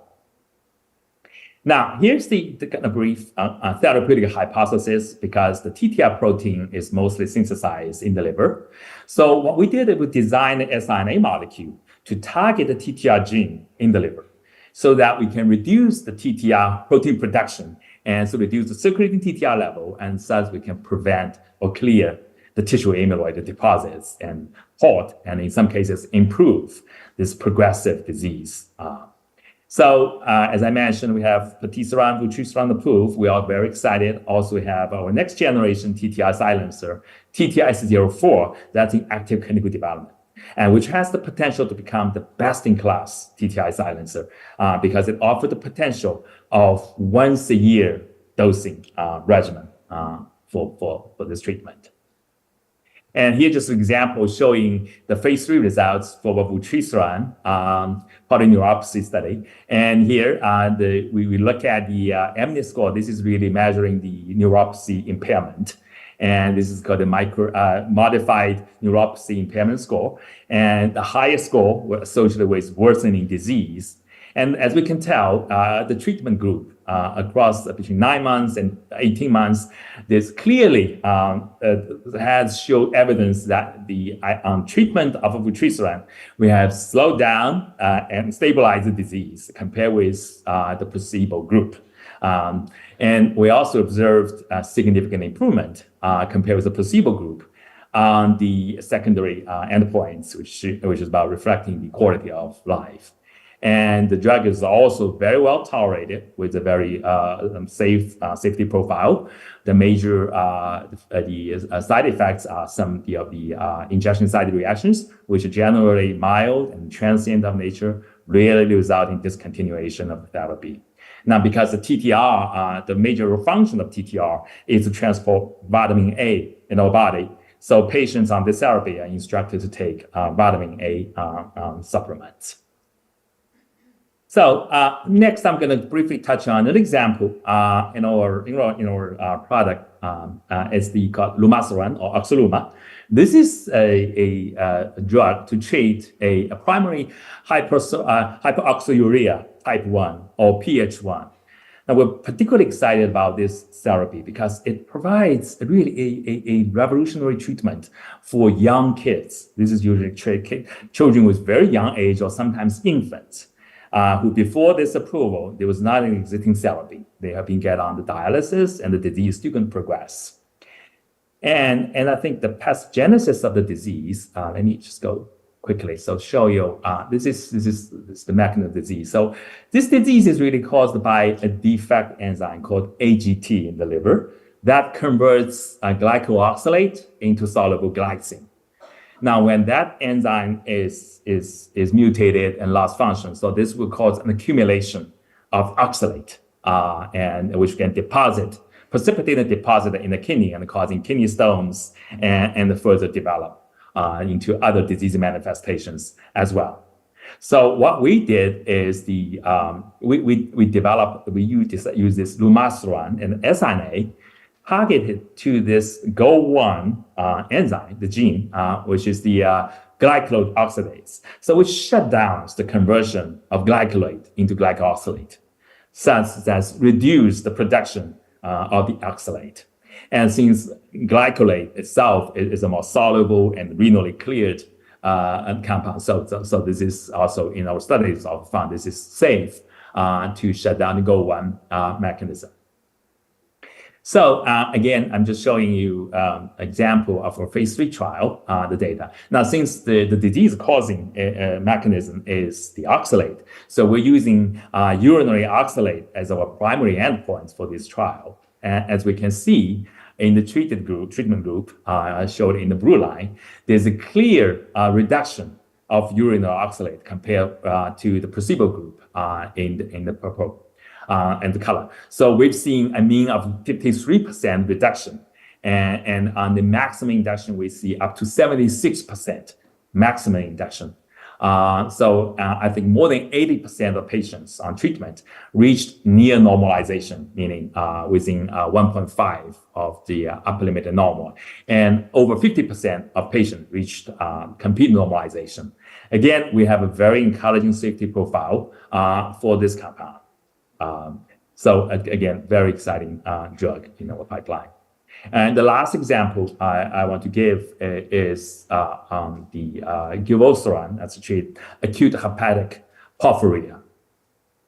Now, this is a disease that's caused potentially life-threatening attacks. This is a severe abdominal pain for patients that can also lead to chronic manifestations. And I think globally, we also estimate to have 3,000 patients. Just in the US and the EU, we have 3,000 patients. And this is the porphyria, acute hepatic porphyria. It's really a family of rare genetic disease due to the deficiency of one of the enzymes in the heme biosynthesis pathway in the liver. Right, when one of these enzymes get mutated, a loss of function, which will result in the reduction of the heme, the production of heme. So the body will try to compensate that by upregulating the really upstream enzyme called ALAS1. Let me try to get my pointer. It gets the ALAS1 enzyme. This is the rate-limiting enzyme in the heme synthesis pathway. Now, the induction of the ALAS1 will cause accumulation of two neurotoxic heme intermediates, ALA and PPG. And we believe this ALA and PPG are the primary cause of all the disease manifestations. And as I mentioned, this is really a debilitating disease, potentially life-threatening, and can also cause chronic pain, and also going to have multiple comorbidities. Typically, patients with porphyria can also have hypertension, chronic kidney disease, and the liver disease. So the therapeutic hypothesis here is simple, that we design this siRNA, in this case called givosiran, to target the ALAS1 gene so that we can shut down or reduce the amount of ALAS protein so that we can reduce those neurotoxic intermediates, ALA and PPG. So here shows the phase 3 results for our givosiran trial. As we can see, patients who got on treatment with givosiran have saw a 90% reduction in the in annualized attack rate compared with the placebo group. Right? And also we have seen a significant increase of patients who get attack-free of this disease. So this is truly life-changing therapy. This compound also has acceptable safety profile. Now, we did see some in some patients, some liver function increase, ALT increase, but most of this are mild to moderate, and they get resolved over continued dosing. As we had mentioned earlier, many of these patients with this disease also have comorbidity of liver disease. So with that, I hope I have convinced you that we have truly turned a research experiment of RNAi into the reality of a new therapeutic modality, really true class of transformative medicine. Based on RNAi. So I do want to close my talk with telling you some of the exciting things. Now, we have great accomplishments. We have these drugs. We'll continue making the drugs. But what's next? What's coming up at Alnylam and collectively in the field? I think all the drugs I talked to you about, examples, these all target the liver, a specific gene in the liver. But we know there are many, many other diseases that's beyond the liver that we still don't have a good treatment for. So I think the next revolution in the RNAi therapeutics area will be getting into these extrahepatic tissues. For example, we know CNS, we have many of these neurodegenerative disease in our CNS space that still doesn't have a disease-modifying treatment yet, right, and liver. And again, there are still additional areas that's we haven't tapped into these opportunities. And there are many, many more in muscle, adipose, in the eye, kidney, lung, you name it. I think the vision, the passion at Alnylam is we really want to be able to deliver RNA therapeutics into every tissue in the body where there's an unmet medical need. And we think we're very much on our way to achieve this goal. I just want to show you one example. This is in the new advancement in our CNS pipeline. In this area, we developed a new delivery mechanism that we call the C16 conjugated siRNAs, showing up there. Now, and we were just last year, we were very excited to announce the very first human POC of RNAi therapeutics in CNS. Nobody else other than Alnylam has ever put an siRNA in CNS. So we did it. Not only we did it, and we successfully reached the clinical POC. I'm just showing, this is the interim results from our phase 1 clinical trial. As we can see, after single dose of this ALN APP, we've seen clear and robust and durable knockdown of the soluble APP, which is the target engagement marker. That's the target we try to knock down. We see robust knockdown just after single dose. And also, not only that, we've seen the downstream change of the amyloid beta peptides, A beta 40 and A beta 42. Now, these are the soluble amyloid peptide that they aggregate and form this amyloid deposits on the nerves. That is the causal mechanism for the Alzheimer's disease. So we're happy that we see not only we engage the target of APP, but we are starting to change some of the downstream biomarkers as well. So we still have the ongoing phase 1 trial, including the multiple dosing arm in multiple regions. And we are, in addition to Alzheimer's, early onset Alzheimer's disease, we are also very excited to study a new indication, CA, cerebral amyloid angiopathy. So this is another area that we're very excited to get into. So with that, I want to thank everybody. I'm going to keep you posted. I hope next time when I return, we're going to report to you many, many new advancements for RNA therapeutics into various tissues, treating many, many of these debilitating diseases. Thank you very much.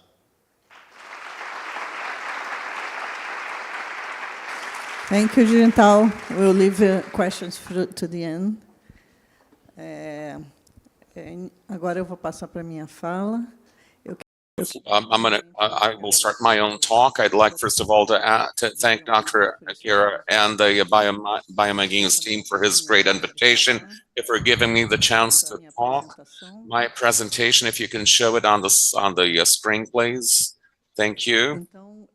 Well, then, I would like to start off initially by presenting my Senai CIMATEC. For those who don't know, Senai CIMATEC is an institute, a Senai institute in Salvador, Bahia, and it is, as with other institutions, that we have our technical department, but it's also university center and an important technological center.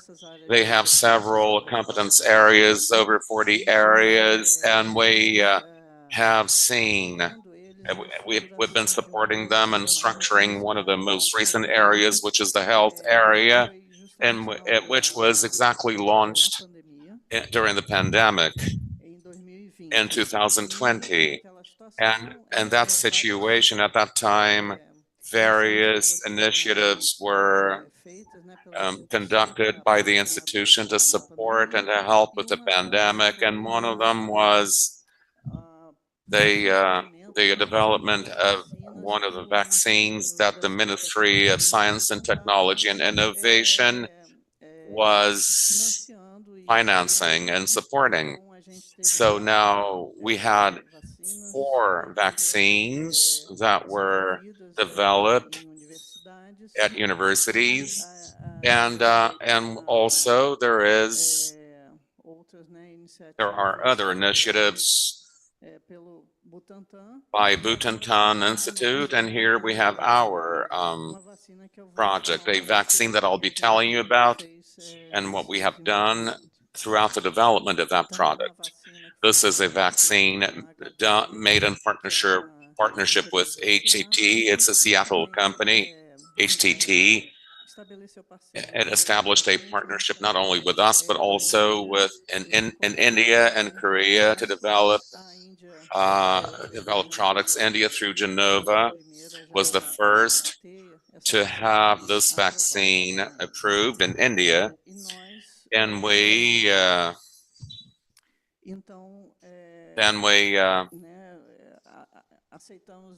accepted the challenge to do clinical assays, phase 1 clinical assays. This vaccine has a replicon, RNA replicon. It's self-replicating RNA that amplifies the copies of this RNA. And the idea behind it is that smaller doses would be needed, since there is this process of in vivo amplification process for RNA. And using this adjuvant of HTT, which is the lion component, it's an adjuvant patented by them. It's RNA is absorbed in this particle, and this is a vaccine that surfaced as an interesting vaccine because of this technology that had not yet been used in RNA vaccines. So now we submitted it to Anvisa, and we had the phase 1 clinical assay was approved, obviously for to see mostly to look into the safety of the product and to ascertain the doses for this vaccine. And also here we have the groups. So we have 3 cohorts, 2 with 2 doses and different intervals. One of them just 1 dose. And this study was unicentric and included 88 volunteers. And there was a scaling up of doses of 1, 5, and 25 micrograms based on the experience that HTT had already had. So here, briefly, this is just to tell you about the population. We had mostly we had individuals, male individuals, and most of them were males, and we had this distribution of races, declared races. In terms of adverse events, we didn't have adverse events, grave acute adverse events, severe adverse events reported on, but we have here a distribution of the various adverse events that were reported, and local pain, fatigue, and headaches. These were the most frequent adverse effects reported. And this group, vaccinated group, obviously it was a higher incidence than the placebo group in terms of reports of adverse events. So then now we have the responses by the 3 cohorts, the cohorts 1, 2, and 3, low doses, and we saw here on the graph an increase in the number of adverse events that were reported due to the increase in doses, but there were no significant changes in the frequency between 5 and 25 micrograms. As for immunogenicity, we have run analyses without ruptures of the blindness. We have the placebo group and the vaccinal group. I should say that initially we rushed to do the study at a moment in which there were no vaccines available. So we designed it for people that had not been immunized. However, because of the delay that we had and the beginning, to our happiness, we were happy to see that we had to change protocols because we couldn't find volunteers that had not been vaccinated. Individuals were selected on the basis of the previous vaccination with CoronaVac, but we saw an increase in antibodies, both neutralizing and total and neutralizers vis-a-vis the placebo, and there's an indication here for an increase in the production of gamma interferon, above all after the application of the first vaccine with the L-spot technique. And then wrapping up, summarizing the main findings, we had few adverse events. They were light, they were minor, mostly, as I said before, local pain where the vaccine was applied, fatigue and headache, and it suggests that this vaccine is really a safe vaccine.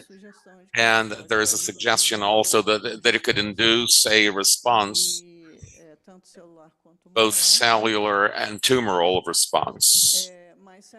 But certainly the most important result, as Patricia highlighted before, was the training of so many young researchers and scientists to increase our capacity of response capacity to this kind of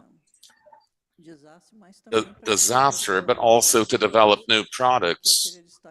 I'd like to highlight, obviously, Professor Pereira, who was the leader of the team, and all the crew, Dr. Brahma Machado, and so many other researchers and scientists that took part in the study. And also, as the result of this, the outcome is that we have incorporated a great deal of knowledge that has allowed us to begin other studies. You see here a study that's been published. You can have access to it. Vinicius Rocha has developed new constructs of RNA constructs, both through replicon and RNA1, common RNA, and we've published the study recently to show the difference between the production of antibodies vis-a-vis in vaccination with variants and or individually. Obviously, we're trying to develop other pathogens as well. We're working on developing these vaccines using this platform for advanced therapies like CAR T cell therapies.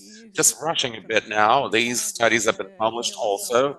As for the interference RNA, we're interested, we work on Chagas disease. It's one of the focuses of our research. It's a neglected disease linked to chronic Chagas cardiopathies, and we've done the mapping of microRNA, circulating microRNAs and the model, and also in patients also with the symptomatic form and indeterminate forms. And we found some RNAs, the microRNAs that are important, that were correlated and that potentially could be used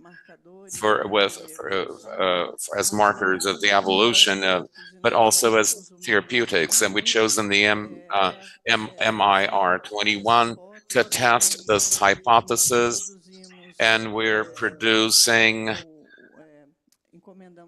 And we got the interference RNA to block the expression of the MIR21 in the in vitro model, and cardiac microblasts. It regulates the MIR21 regulates fibrogenesis, and we showed it in vitro with cardiomyocytes, 5 cardiac fibroblasts, that we saw the reduction of fibrosis, as well as in the infection model with trypanosoma crucis, in which these animals were treated in the chronic phase, and we already have a great deal of inflammation and fibrosis, and we saw that this treatment with the anti-MIR21 was able to block the expression of this microRNA. As you can see here, it's very potent in this inhibition and reducing the fibrosis on the heart of these animals. So that shows you that these techniques, RNA techniques, are indeed very promising. Well, then I would like to thank all of you that supported us, especially Fiocruz-Bahia and Senai CIMATEC for all the support that they gave us, all the agencies that have financed our work, and to you for your attention. Thank you very much. Do we have time for questions? We have time for one question. Anybody from the audience would like to ask a question?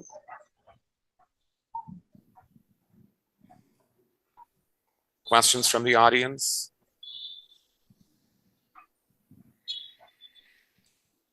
So I'll ask Jing-Tao for It will be a question. Jing-Tao. So the examples you gave today are all in the rare disease area. What do you see as potential for prevalent disease? Yeah, thank you. That's a great question. I think the examples I gave are in a rare disease, but I do think RNAi has tremendous potential. In fact, one of the approved RNA therapeutics that we partner with Novartis, Leqvio in Brazil, Cibrorava, is RNA therapeutics to treat hypercholesterolemia. It's a prevalent disease. And at Alnylam, we also have a very exciting late-stage clinical development program called zilebesiran. It is targeted to treat hypertension, which is also, again, that's a huge global prevalent disease.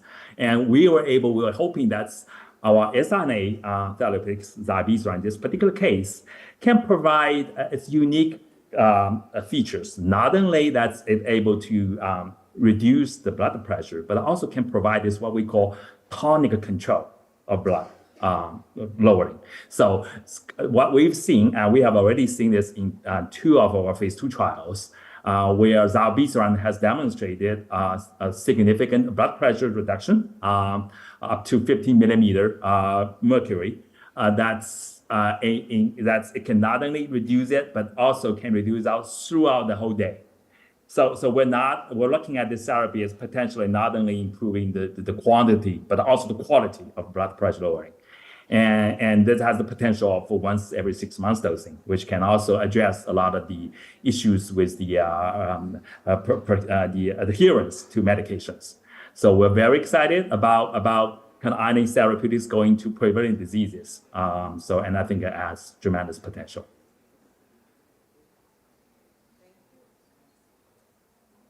Thank you. Eu fui comunicada que a gente não tem mais tempo. Thank you, Jing-Tao. Obrigada a todos.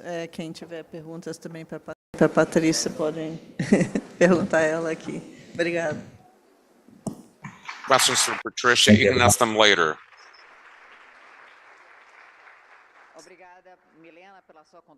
Thank you, Milena, for your conduct, for your moderation. Thank you to Jing-Tao.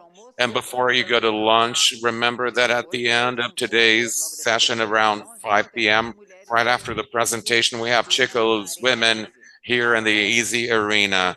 As I said before, we're going to break for lunch, and we have lunch boxes. And please take a minute to visit the posters, booths, and the stands, the booths outside. See you at 1:30. We'll be back here at 1:30.